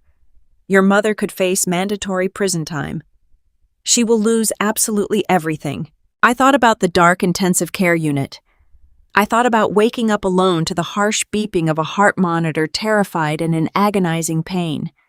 I thought about the picture of the laughing women and the deep dish pizza scent while I was suffocating on a ventilator. I understand perfectly, David, I said, my voice completely unwavering. Let her sign the papers. Maximize the damages. Expand the trap. She chose to be a criminal the moment she forged my name to fund a honeymoon. I am just making sure she receives the exact destination she actually earned. David nodded, his eyes gleaming with dark, absolute approval. He pulled the forged power of attorney back across the desk and slipped it safely into a highly secure legal portfolio. Consider it done, Emily. We let the broker proceed. We let her build the illusion. We will monitor every single movement she makes through the title registry, and we will wait for the perfect moment to drop the guillotine. I stood up from the leather chair, adjusting my blazer over my surgical bandages. The pain was still there, a sharp, persistent reminder of my physical vulnerability, but my spirit felt like impenetrable iron. I had walked into that law office as a victim of financial abuse. I was walking out as the architect of my own absolute justice. My mother and sister were gleefully picking out imported flowers and trying on silk dresses, entirely convinced they had successfully outsmarted the quiet, obedient bookkeeper. They had absolutely no idea that their luxurious fairy tale was a meticulously monitored crime scene, and the executioner was already holding the axe. I sat at the small, scuffed wooden table in my studio apartment, staring at the glowing screen of my smartphone. The heavy manila envelope that my attorney David had prepared rested right next to it, containing the formal 30-day eviction notice and the drafted civil lawsuit for the $18,000 my mother had stolen. Everything was perfectly prepared. The legal trap was locked and loaded. All I had to do was give the signal, and my mother Barbara would be facing absolute financial ruin, along with a very real referral for felony forgery. Yet a tiny, stubborn fragment of the little girl inside me still hesitated. It is a terrifying thing to officially declare war on your own mother. Society conditions us to believe that family is sacred, that a mother's love is unconditional, and that no matter how deep the dysfunction runs, blood will eventually win out. I needed to be absolutely certain. Before I authorized David to drop the legal guillotine on her life, I needed to give Barbara one last opportunity to redeem herself. I needed to know without a shadow of a doubt that the woman who raised me was entirely gone, replaced by a person who viewed my existence only as a convenient funding source. I decided to conduct one final, ultimate test. The premise was simple. I would call her and explain that my medical situation had reached a critical financial breaking point. I would tell her that the hospital billing department had rejected my payment plan because of a technicality, and that they were threatening to send my emergency surgery debt straight to aggressive collections. I would beg her for just $2,000 from our shared emergency fund. $2,000 out of the $18,000 she had already drained. It was a fraction of the total amount. If she had any shred of maternal instinct left, if she felt even a microscopic ounce of guilt for leaving me alone in the intensive care unit, she would find a way to help me. She would return a small portion of my own money to save my credit score and my sanity. I took a deep breath, wincing as my surgical staples pulled tight against my healing skin. The physical pain was a sharp reminder of exactly what I had survived while she was out shopping for dresses. I forced my voice to tremble, practicing the shaky, breathless tone of a woman on the verge of a total nervous breakdown. I tapped her contact name on my screen and put the phone on speaker, placing it squarely next to the legal documents. The line rang 3 times before she finally answered.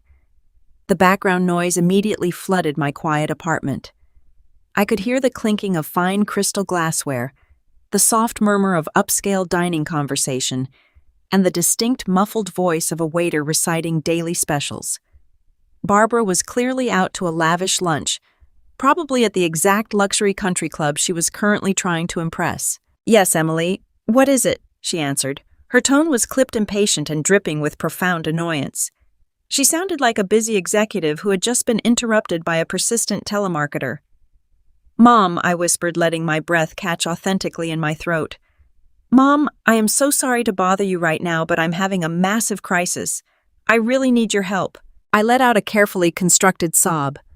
The hospital billing administrator just called me again. They are refusing to accept the installment plan for my emergency surgery. They said the deductible copay is past due, and if I do not pay them $2,000 by 5 o'clock today, they are sending the entire balance to a predatory collections agency. It is going to completely destroy my credit score. I am terrified, Mom. I do not have that kind of cash in my checking account because I have been out of work recovering. I waited for the gasp of concern. I waited for her to ask if I was physically okay, or if the stress was hurting my surgical incisions. I waited for her to act like a mother. Instead, I heard her sigh heavily into the receiver, a long, exasperated sound that conveyed absolute contempt for my situation. "Emily, I am sitting here with Jessica and the primary event coordinator trying to finalize the seating chart for the grand engagement gala. Do you have any idea how incredibly complicated it is to arrange seating for 150 high society guests? We are under an immense amount of pressure right now, and you are interrupting us with this." I pushed forward, maintaining the illusion of absolute desperation. "Mom, please, I just need $2,000 from the joint emergency fund. Just a fraction of what is supposed to be in there. I know we are supposed to save it for absolute catastrophes, but this is a catastrophe. If my credit is ruined, I could lose my corporate bonding at the accounting firm. I could lose my entire career. Please, Mom, just transfer $2,000 to my checking account so I can pay the hospital before they ruin my life." The silence on the line stretched for several agonizing seconds. I could hear the faint sound of my sister Jessica laughing in the background, entirely unbothered by her older sister's supposed financial ruin. Jessica was probably pointing at a fabric swatch or tasting an expensive appetizer, completely oblivious to the fact that her luxurious lifestyle was currently perched on a ledge. Then my mother let out a short, sharp sound. It was a laugh, a cold, utterly heartless laugh that sent a shiver of pure ice down my spine. "You are a bookkeeper, Emily," she said, her voice dripping with cruel, dismissive mockery. "Figure it out.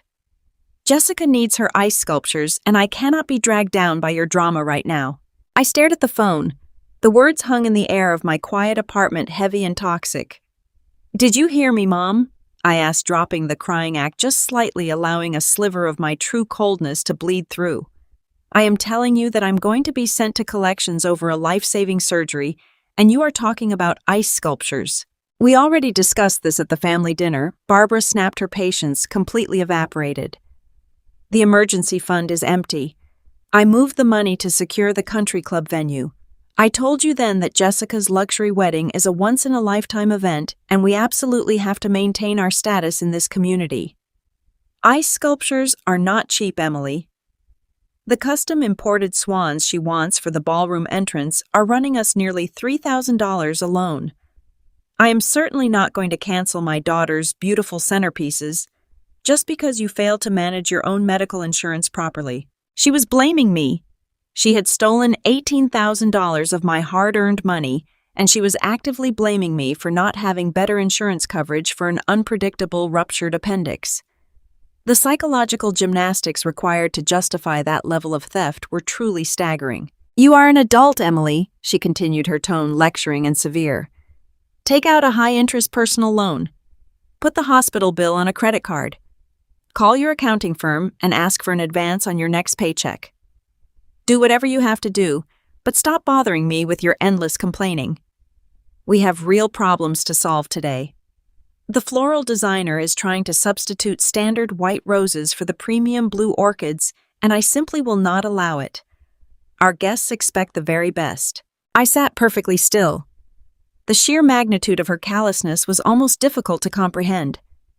She was consciously choosing temporary frozen water shaped like birds over her own daughter's financial and professional survival.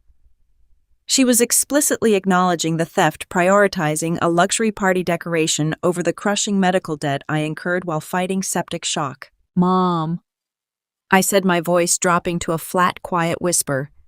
"Are you absolutely sure this is your final answer? Are you really telling me that you will not help me pay for the surgery that kept me alive when you have my money? Do not try to guilt-trip me, Emily." Barbara sneered, the hostility rising in her throat. "You are always trying to play the victim. You have always been jealous of the attention Jessica gets, and you are just using this medical issue to make everything about you. I am hanging up now. We have a premium cake tasting scheduled at 3 o'clock, and I absolutely refuse to let your toxic negativity ruin our afternoon. Goodbye." The line clicked and went dead. The automated tone beeped 3 times before the screen faded to black. The silence in my studio apartment rushed back in heavy and absolute. I sat at my kitchen table looking at the dark reflection on the glass of my phone. For my entire life I had carried a heavy, suffocating burden of familial obligation. I had let them weigh me down with their demands, their expectations, and their constant, insatiable need for my financial support.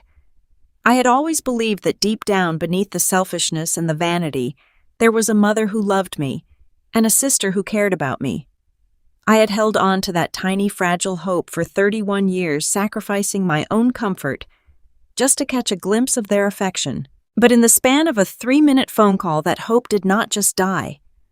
It was completely obliterated. Any lingering guilt I had about destroying their lives evaporated into the cold autumn air. The last defensive layer of family loyalty melted away, leaving behind a core of pure calculating justice. My mother had looked at a ledger containing her daughter's survival on one side and a pair of melting ice swans on the other, and she had confidently chosen the swans. She had sealed her own fate without a second thought. She had proven to me that I owed her absolutely nothing. I reached across the table and picked up the thick manila envelope David had prepared.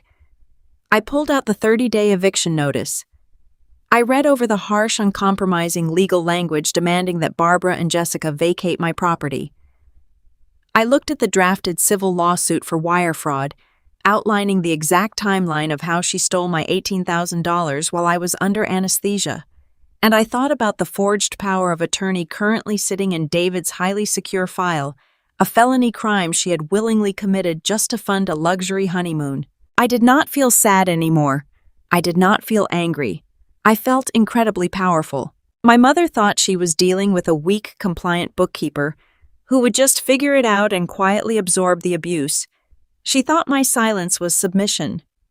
She was about to find out that a professional bookkeeper is the absolute last person on earth you should ever attempt to defraud. We know exactly where every single penny goes. We know how to track the lies across multiple accounts. And we know exactly how to balance the ledgers when the debts become completely unforgivable. I placed the legal documents back into the envelope and locked it safely inside my briefcase. The final test was over. Barbara had failed spectacularly. There would be no more hesitation, no more second-guessing, and absolutely no mercy. I was going to follow David's strategy to the exact letter. I was going to let them have their grand lavish engagement party at the country club. I was going to let them dress up in their expensive designer gowns and toast to their fraudulent wealth in front of all their high society friends. I was going to let them stand under their imported orchids and admire their $3,000 ice sculptures. And then when they were standing at the absolute peak of their fake glorious mountain, I was going to drop the executioner's axe. I was going to burn their entire castle to the ground. The Oakbrook Heritage Country Club was a staggering monument to excessive spending and generational wealth. The building itself resembled an old English manor house, sitting at the end of a long, winding driveway lined with ancient weeping willows. As I pulled my modest, reliable sedan up to the valet stand, I felt completely entirely out of place behind a long line of luxury imported sports cars and sleek black executive vehicles. The crisp evening air carried the scent of pine needles and expensive perfume. Two young men in perfectly pressed white shirts and black bow ties opened my car door. I stepped out onto the pristine cobblestone, moving with deliberate, extreme caution. My physical recovery was progressing, but the heavy row of surgical staples across my abdomen still issued a sharp, burning reminder of my mortality with every sudden movement. I handed my keys to the valet and slowly climbed the wide stone steps toward the grand entrance. I was not wearing a glittering designer gown. I had chosen a sharply tailored charcoal business suit. It was the exact same armor I wore when I walked into hostile corporate boardrooms to deliver devastating audit reports. Tonight, I was walking into the most hostile room of my entire life. I pushed through the heavy mahogany doors and stepped into the main foyer. The sheer scale of the luxury immediately hit me like a physical blow. The entrance was entirely dominated by massive cascading arches of imported white peonies and rare blue hydrangeas. These were the exact same premium floral arrangements my sister Jessica had demanded I take out a $10,000 personal loan to secure just a few days ago. The air was thick with their sweet, heavy fragrance. I walked past the flowers, my analytical brain automatically running a cold-running tally of the expenses surrounding me. I entered the grand ballroom and stood in the shadows near the back wall. The room was breathtaking. Towering crystal chandeliers hung from the vaulted ceiling, casting a warm golden glow over the polished oak dance floor. 150 of the most wealthy, prominent citizens in our suburban community were gathered in the space. They were dressed in bespoke tuxedos and flowing silk evening gowns, sipping premium imported champagne from heavy crystal flutes. Along the far wall, a sprawling catering display featured an extensive raw oyster bar, a prime rib carving station, and a massive glittering ice sculpture shaped like two intertwined swans.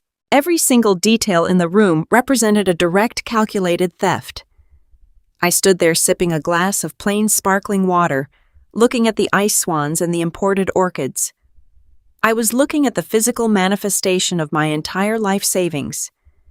The $18,000 my mother had drained from my catastrophic emergency fund while I was fighting septic shock on an operating table had purchased this exact illusion. I scanned the crowded ballroom and easily located my sister.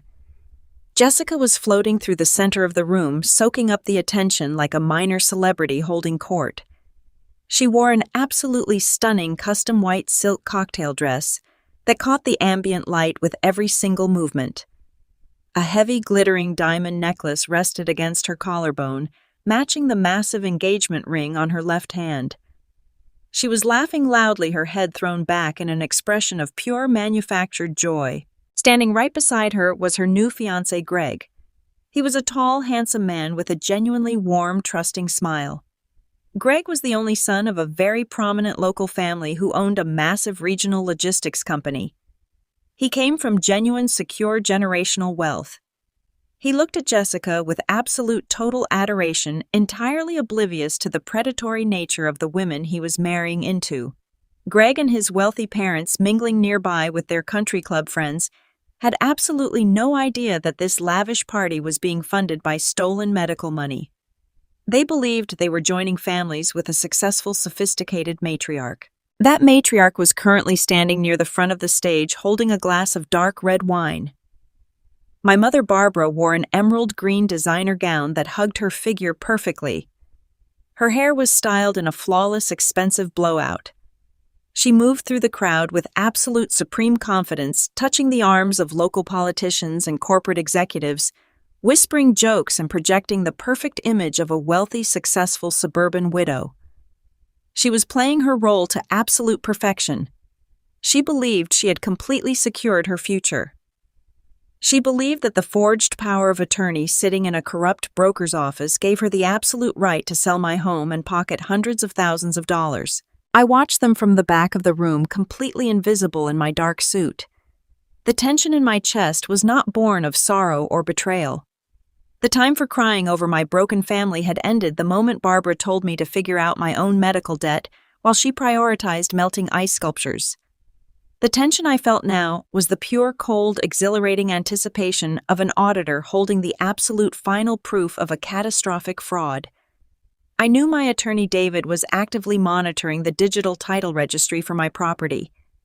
I knew the 30-day eviction notice was legally prepared and waiting.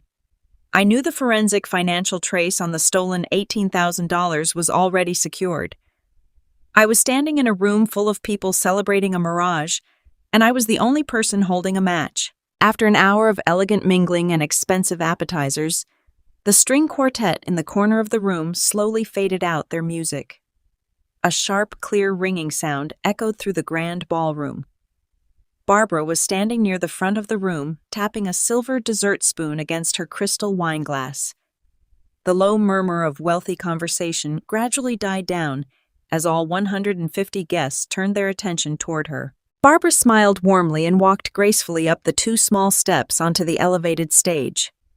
A sleek microphone stand was waiting for her, draped in a delicate garland of white roses. She adjusted the microphone with a practiced, elegant movement and looked out over the sea of expectant faces. "Thank you all so much for being here tonight," Barbara began, her voice echoing through the state-of-the-art sound system. It was smooth, melodic, and perfectly pitched to convey deep maternal warmth. Looking out at this room, seeing so many dear friends and respected colleagues gathered to celebrate my beautiful daughter and her wonderful new fiancé fills my heart with an absolute overwhelming joy. The crowd offered a polite, appreciative murmur. Greg smiled proudly, placing a protective arm around Jessica's waist. Jessica leaned into him, looking up at our mother with wide, shining eyes. "Raising 2 daughters on my own was never an easy journey," Barbara continued, seamlessly transitioning into her favorite narrative. She placed a hand over her heart, adopting an expression of brave, noble sacrifice. There were late nights and difficult decisions. There were times when I had to sacrifice my own comfort, my own desires, just to make sure my girls had every single opportunity to succeed in this world. Family is the most precious investment we can ever make. We give them our time, our energy, and our unwavering support because seeing them happy is the only true reward a mother ever needs. I stood perfectly still near the back exit, my face an absolute mask of stone. The sheer staggering hypocrisy of her words was almost physically nauseating. She was standing on a stage paid for by my stolen medical funds, delivering a passionate monologue about parental sacrifice to a room full of people who actually believed her. She was portraying herself as a selfless hero while actively committing felony forgery to render her oldest daughter completely homeless. It was a masterful sociopathic performance. But all of those struggles, all of those long, hard years of sacrifice were entirely worth it, Barbara said, her voice cracking with a perfectly timed, manufactured emotion. She reached up and delicately wiped an imaginary tear from the corner of her eye. Because looking at Jessica today, seeing the incredible, radiant woman she has become and watching her find a true partner in Greg makes every single hardship disappear. She turned her body, slightly directing her full attention toward the happy couples standing near the front row. "Greg, you are a wonderful, honorable man. You have brought so much light and stability into my daughter's life. We are absolutely thrilled to welcome you into our family." Greg offered a humble, respectful nod, lightly squeezing Jessica's shoulder. "And Jessica, my sweet, beautiful girl," Barbara continued, her voice rising with dramatic, theatrical intensity. "You deserve the absolute world. You deserve a beautiful, solid foundation to build your new life upon. When 2 people start a marriage, they need security. They need a place to call their own. They need a home where they can create their own memories and raise their own children without the burden of financial stress weighing them down. The ballroom was completely silent now. Every single guest was hanging on her every word, sensing that a massive grand gesture was about to be revealed. I felt my heart rate slow down to a steady, calm rhythm. I knew exactly what she was about to do. I knew exactly what level of extreme public deception she was about to commit to solidify her fraudulent reality. As a mother, my greatest wish is to provide that security for you, Barbara announced, her voice ringing with absolute triumphant clarity. So tonight, in front of all our closest friends and loved ones, I want to give you your ultimate wedding gift. She paused for maximum dramatic effect, letting the anticipation build in the quiet room. She looked at Jessica, her eyes shining with fake maternal generosity. I am officially signing the family home over to you both to start your new life together, Barbara declared loudly into the microphone. The house is yours. It is entirely yours, free and clear. For a fraction of a second, the room was completely stunned by the sheer staggering magnitude of the gift. A massive $600,000 suburban colonial home in an upscale neighborhood, given freely as an engagement present, was a breathtaking display of wealth even for this country club crowd. Then the entire ballroom erupted. 150 guests broke into thunderous, deafening applause. People began to cheer and whistle. Greg looked completely shocked, his jaw slightly open as he looked from Barbara to Jessica in absolute disbelief. Jessica let out a loud, piercing scream of pure delight. She threw her arms around Greg's neck, jumping up and down in her expensive white silk dress, while the crowd clapped and roared their approval. Several older women near the front row were visibly wiping away tears, moved by the incredible, selfless generosity of this wonderful suburban mother.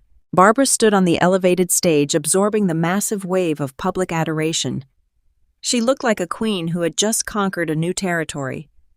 She beamed at the clapping crowd, holding her hands up modestly, as if to say it was nothing. But then her eyes scanned over the heads of the cheering, wealthy guests. Her gaze traveled past the ice swans, past the imported floral arches, and past the busy catering staff. She looked straight toward the back corner of the room, directly into the shadows where I was standing. Barbara locked eyes with me. Across the massive, glittering ballroom, through the deafening noise of 150 clapping hands, my mother stared directly into my face. She did not look guilty. She did not look worried that I was standing there witnessing her massive public lie. Instead, the warm, humble, maternal expression completely vanished from her face. Her features hardened into a mask of pure, cold, arrogant victory. She slowly lifted her chin and gave me a deep, deliberate, smug smile.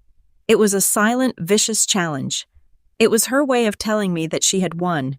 She had claimed the house in front of the most powerful people in the city, and she fully believed I was far too weak, far too cowardly, and far too beaten down to ever open my mouth and stop her. I did not break eye contact. I did not frown. I did not show a single ounce of anger or betrayal. I simply stood there in my tailored corporate suit, with the heavy surgical staples pulling against my skin, and I offered her a very small, very calm nod of acknowledgement. She thought she was celebrating the ultimate triumph. She thought she had successfully manipulated the entire world and secured a luxurious future for her golden child. She had absolutely no idea that she had just publicly committed to a real estate transaction she could never legally fulfill. She had absolutely no idea that every single guest clapping in this room was about to become a very public witness to her imminent, devastating criminal downfall. The applause continued to echo loudly off the crystal chandeliers, wrapping the room in a thick, suffocating blanket of lies. I took one final look at my mother standing proudly on her stolen stage, and then I turned around and walked silently out of the ballroom. I stood in the shadows at the very back of the opulent country club ballroom, watching the absolute spectacle unfold before me. The thunderous applause from 150 wealthy guests echoed off the crystal chandeliers, creating a deafening roar of manufactured joy. They were clapping for a lie. They were cheering for a woman who had just publicly gifted a sprawling $600,000 suburban colonial home to her golden child. My mother Barbara stood on the elevated stage basking in the blinding glow of their admiration.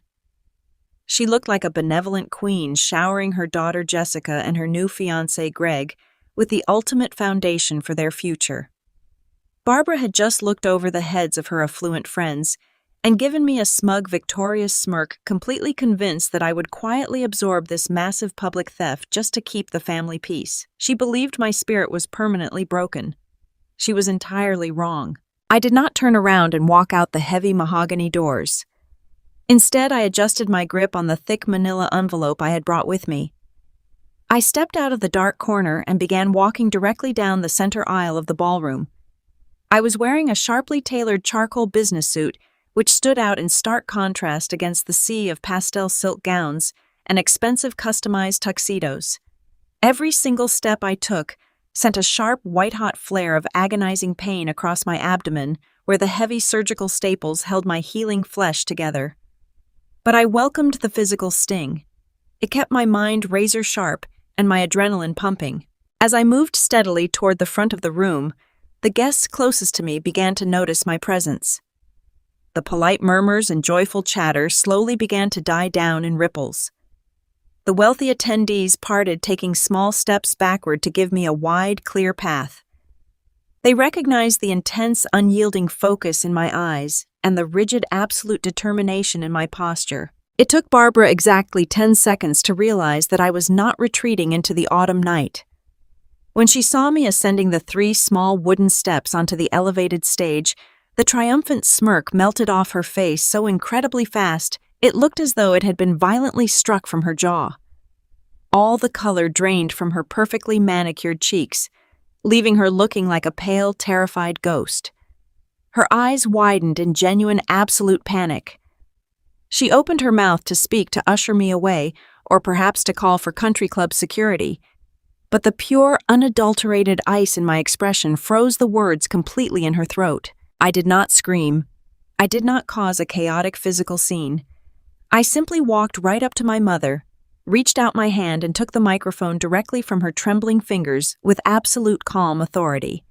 The audio system whined with a tiny fraction of feedback echoing through the massive ballroom and instantly plunging the entire room of 150 people into a heavy, suffocating silence. I stood at the center of the floral-draped podium, looking out over the sea of bewildered high society faces. I let the silence stretch for several long, agonizing seconds, allowing the immense weight of the moment to press down on the room. "That is so incredibly generous, Mom," I said, my voice projecting clearly and smoothly through the state-of-the-art speakers. My tone was perfectly measured, entirely devoid of unhinged anger, but dripping with absolute, undeniable truth. Giving your beautiful daughter and her honorable new fiancé a massive suburban estate to start their lives together is the ultimate sacrifice a mother could make. There is just one minor technical problem with your wonderful grand gesture tonight. I turned my head very slowly to look my mother dead in the eyes. You cannot give away a house that you have not owned in 5 years. A collective sharp gasp ripped through the ballroom. The sudden heavy silence was completely shattered by a wave of confused, frantic whispers from the wealthy crowd. Jessica let out a shrill, indignant noise from the front row, dropping her fiancé's hand, but I raised my palm, silencing her instantly. I looked toward the back of the room where the audiovisual coordinator was standing nervously by his digital soundboard. I had paid him $300 in cash 20 minutes before the party started to load a very specific flash drive into his projection system. "Now please," I instructed clearly into the microphone. The massive white projector screen that was supposed to play a romantic childhood slideshow of Jessica and Greg slowly descended from the vaulted ceiling right behind the stage. The high-definition projector clicked on, throwing a bright, blinding square of light onto the canvas. The first image flashed onto the screen in sharp, undeniable focus. It was not a picture of the happy couple smiling on a beach. It was a high-resolution, full-color scan of a legal document. It was the original notarized property deed from 5 years ago, bearing all the official county recording stamps and legal seals. I pointed to the massive screen behind me, addressing the captive audience with the practiced, steady cadence of a corporate auditor delivering a final financial report. 5 years ago, Barbara was exactly 2 weeks away from losing that beautiful colonial home to a county tax foreclosure because she prioritized buying luxury designer handbags over paying her required property taxes, I announced. I am a senior corporate bookkeeper. I drained my entire life savings of $30,000 to pay her tax arrears and save this family from complete public ruin. In exchange for that financial bailout, she legally transferred the entire property to me. I own the house. I hold the deed. I pay the monthly mortgage. Barbara and Jessica have been living there as my non-paying tenants for half a decade. The wealthy guests were staring at the glowing screen in absolute horror. The perfectly crafted illusion of the affluent, successful widow was disintegrating into dust right before their eyes.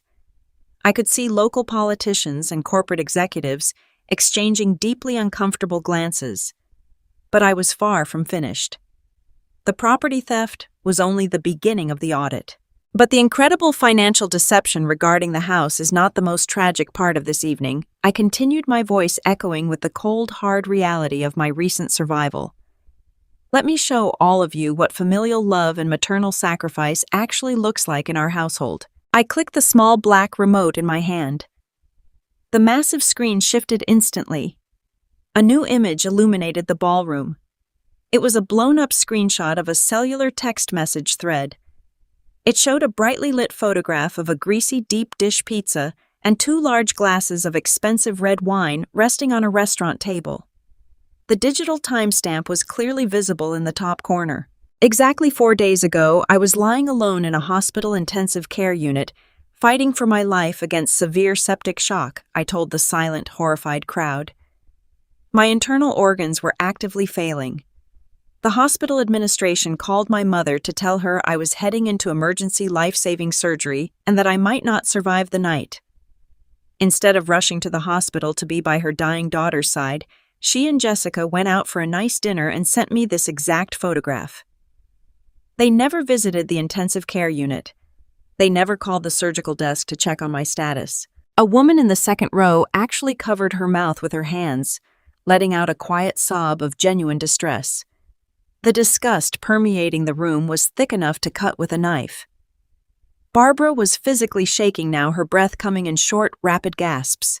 But they did manage to accomplish one specific task. While I was unconscious and bleeding on an operating table, I added my voice, slicing through the heavy tension like a sharpened blade. They logged into my personal emergency savings account. The highly secure account I built with my own corporate salary specifically to protect them from future disasters.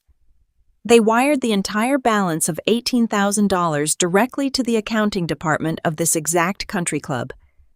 They stole my life savings to pay for this luxury venue, this upscale premium catering, and these beautiful imported flowers you see surrounding you today. I turned my body fully toward my mother and held out the thick, heavy manila envelope I had carried into the room.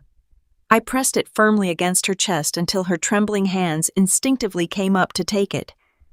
She looked like a trapped, terrified animal staring at the yellow paper. Inside that envelope is a legally binding 30-day notice to quit.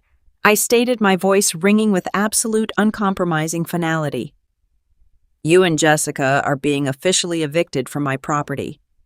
The second document in that package is a formal civil lawsuit filed in the county court for the $18,000 you stole while I was on surgical life support. My real estate attorney has already subpoenaed the financial records from this country club. We have the digital wire transfers. We have your signature on the vendor contracts. And we have the fraudulent power of attorney you forged 3 days ago to try and list my house for a quick cash sale. That specific forged document has already been forwarded to the district attorney's office for a felony criminal review regarding wire fraud and identity theft. Barbara let out a strangled, horrific wail, dropping the heavy manila envelope onto the polished wooden floor of the stage. The papers spilled out across the floorboards, exposing the bright red legal stamps. I did not look at her anymore. I had nothing left to say to the woman who had birthed me. I turned my attention completely to the handsome, wealthy fiancé standing absolutely paralyzed in the front row. Greg looked as though he had just been repeatedly struck by a speeding freight train. His entire understanding of his future wife had just been violently shattered. "Greg," I said, my tone softening. Just a fraction, bringing the focus of the entire room entirely onto him. "You seem like a genuinely decent, honest, and honorable man. I highly suggest you take a very hard, very thorough look at the people you are marrying into. She has absolutely no money, Greg. There is no hidden generational wealth.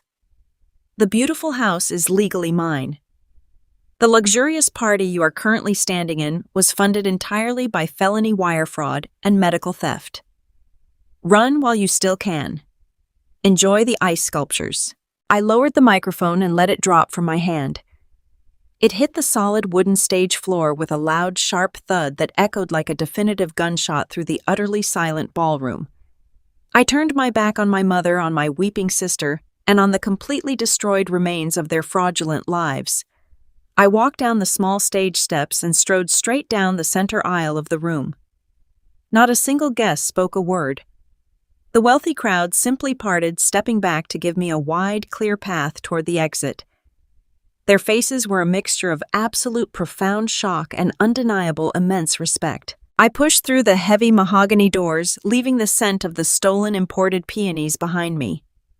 I stepped out onto the pristine cobblestone driveway, into the crisp, cool autumn night. The cold air hit my face, and for the very first time in my entire adult life, my lungs expanded fully, pulling in a deep, clean, unburdened breath. I was finally completely, unconditionally free from the suffocating weight of a family that only loved what they could steal. If you are listening to this right now, and you are currently sacrificing your own happiness, your own finances, and your own mental health for family members who only see you as a convenient resource, I want you to hear this loud and clear. You do not owe your life to people who would gladly let you drown just to keep their own shoes dry. Setting strict, absolute boundaries is not an act of betrayal. It is an act of fundamental survival. You have every right to protect what you have built, and you have every right to walk away from toxic manipulation. Please drop a comment below letting me know what city you are watching from and what time it is right now. Your interaction helps push these important stories out to other people who desperately need the courage to take their own lives back. Hit the like button and subscribe to the channel for more true stories about finding justice and taking back control. Remember that you are entirely worthy of respect and you hold the absolute power to change your own story. Thank you so much for listening. The morning after the catastrophic country club incident was the absolute quietest morning of my entire adult life. For a decade, my personal phone had been a constant source of sheer panic, ringing endlessly with manufactured emergencies and dramatic demands for financial bailouts. But that Sunday, my small studio apartment was filled with nothing but the steady, calming sound of autumn rain hitting the window glass. The blast radius of my grand public announcement had been absolute and entirely devastating. By Tuesday afternoon, the entire elaborate wedding production had completely disintegrated into fine dust. David, my incredibly ruthless real estate attorney, informed me that Greg and his wealthy family had immediately pulled all of their financial and emotional support. The prominent local logistics family did not take kindly to being publicly entangled in a massive felony wire fraud scandal. Greg was a genuinely honorable man, and he was definitely not a foolish one. He demanded the expensive diamond engagement ring back and moved out of their shared orbit within 24 hours. The imported floral arches were permanently canceled. The massive swan ice sculptures were melted down into puddles. The spectacular high society wedding Jessica had obsessively dreamed about was entirely reduced to ashes, leaving her with absolutely nothing but a deeply tarnished reputation and a canceled, non-refundable venue deposit. The cancellation of the lavish wedding was merely the opening act of their incredibly bleak new reality. David executed our aggressive legal strategy exactly as he had promised. He did not hesitate for a single second to forward the forged general durable power of attorney directly to the county district attorney's office. The state prosecutors took exactly one look at the fraudulent bridal boutique notary stamp and the irrefutable documented proof of identity theft, and they immediately opened a formal criminal investigation. Barbara was suddenly facing very real mandatory state prison time for felony forgery and attempted grand larceny. The arrogant suburban widow who genuinely believed she could easily manipulate the legal system to fund a luxury tropical vacation was suddenly fighting desperately for her own physical freedom. To avoid sitting in a bleak concrete jail cell, my mother had to desperately retain a highly expensive criminal defense attorney. Good defense lawyers do not work for free, and they certainly do not accept tearful, manipulative apologies in place of a massive cash retainer. Barbara had to completely drain whatever hidden personal funds she had secretly hoarded over the years. She sold her expensive designer clothing, her luxury handbags, and her imported diamond jewelry to endless pawn shops just to afford her basic legal representation. The $18,000 she had brazenly stolen from my emergency savings account was completely locked down by our aggressive civil lawsuit, leaving her entirely financially paralyzed. She barely avoided a lengthy prison sentence by agreeing to a massive financial restitution plan and 5 grueling years of strict criminal probation. The financial devastation she experienced was total and absolute. While Barbara was slowly drowning in insurmountable legal fees, the clock on the 30-day notice to quit was ticking down with merciless surgical precision. I did not grant them a single momentary extension. I did not reply to the pathetic weeping voicemails Jessica left on my phone begging for more time and crying about how incredibly unfair the universe was being to her. On the exact crisp, freezing morning the 30 days officially expired, I arrived at the sprawling suburban colonial house with David and 2 fully uniformed county sheriffs. The autumn air was bitter and sharp, but I felt incredibly warm and utterly invincible. We stood on the pristine front lawn watching silently as the armed deputies knocked loudly on the heavy oak door, demanding immediate legal possession of the property. Barbara and Jessica were forced to physically vacate the premises right there in front of the entire upscale neighborhood. They dragged their remaining cheap suitcases out to the curb, looking entirely defeated and utterly broken. Their perfect high society illusion was completely shattered for every passing wealthy neighbor to witness and judge. The sheriff officially changed the locks on the heavy front doors, securing the perimeter of my legal property with a heavy, satisfying metallic click. I stood on the cold sidewalk watching the 2 women who had treated me like a disposable bank account walk away with absolutely nothing to their names. Because of their ruined credit and complete lack of stable income, they were forced to quickly move into a cramped, noisy 2-bedroom apartment complex on the bleak industrial side of the city. It was the exact same type of damp, depressing building they used to mercilessly mock me for living in while I was quietly paying their expensive mortgage. The poetic justice of their new grim living situation was absolutely exquisite. I heard through the remaining neighborhood gossip network that Barbara was struggling to climb the 3 flights of concrete stairs every single day. Jessica was allegedly working long, exhausting shifts at a local retail clothing store just to afford their basic electricity and water bills.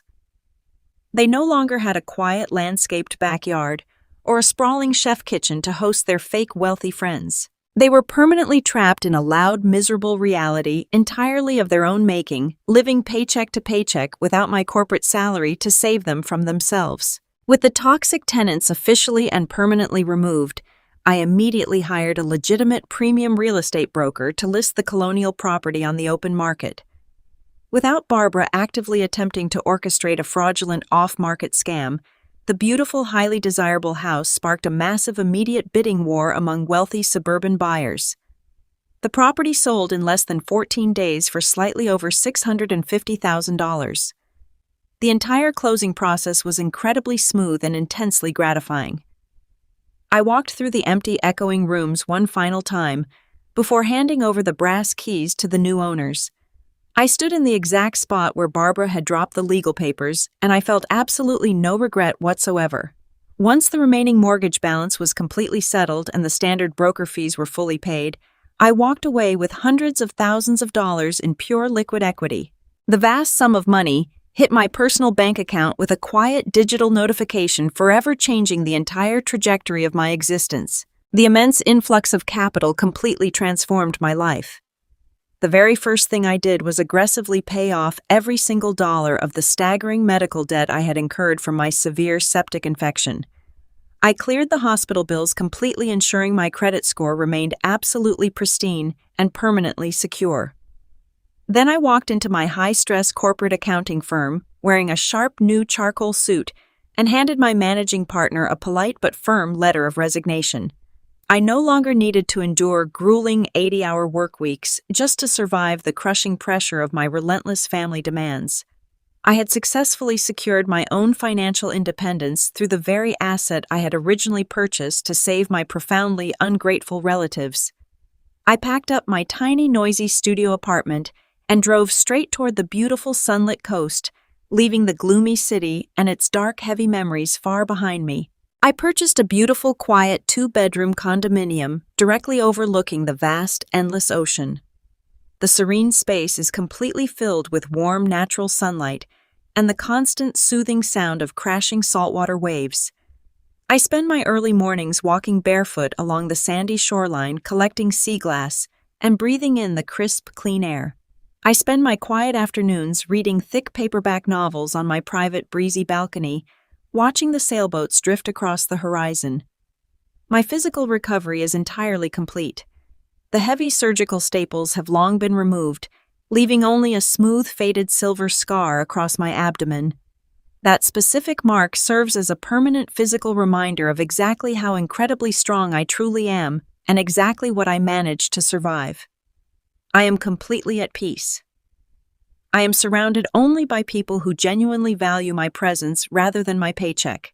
I have carefully built a chosen family of kind, supportive friends who would never dream of leaving me alone in a dark hospital room to go eat deep dish pizza and drink imported wine. My daily life is beautifully quiet, exceptionally calm, and entirely my own. I look back on the long, miserable years of my 20s, and I realize that my profound, desperate need for a loving family almost cost me my actual life. I learned the absolute hardest possible way that shared genetics do not automatically guarantee shared respect or fundamental human decency. Loyalty is a mirror, not a blank check. Never set yourself on fire to keep people warm, who would not even offer you a slice of pizza if you were starving. You absolutely cannot force toxic, manipulative people to truly value your endless sacrifices, but you can absolutely stop providing the daily fuel for their bottomless greed. If you are watching this video right now, and you are constantly sacrificing your own happiness, your own hard-earned finances, and your own mental peace for family members who only endlessly drain your resources, I want you to find the incredible courage to finally walk away. You do not owe your entire existence to people who view you as nothing more than a convenient utility. You absolutely deserve to be the joyful main character in your own beautiful life. Please take a quick moment to gently tap the like button, subscribe to the channel, and drop a comment below telling me exactly what beautiful city or country you are watching from and what time it is right now. Your valuable interaction drastically helps push these critically important personal stories out to other brave people who desperately need to hear them to change their own lives. Thank you so much for listening to my journey, and always remember to fiercely protect your own peace.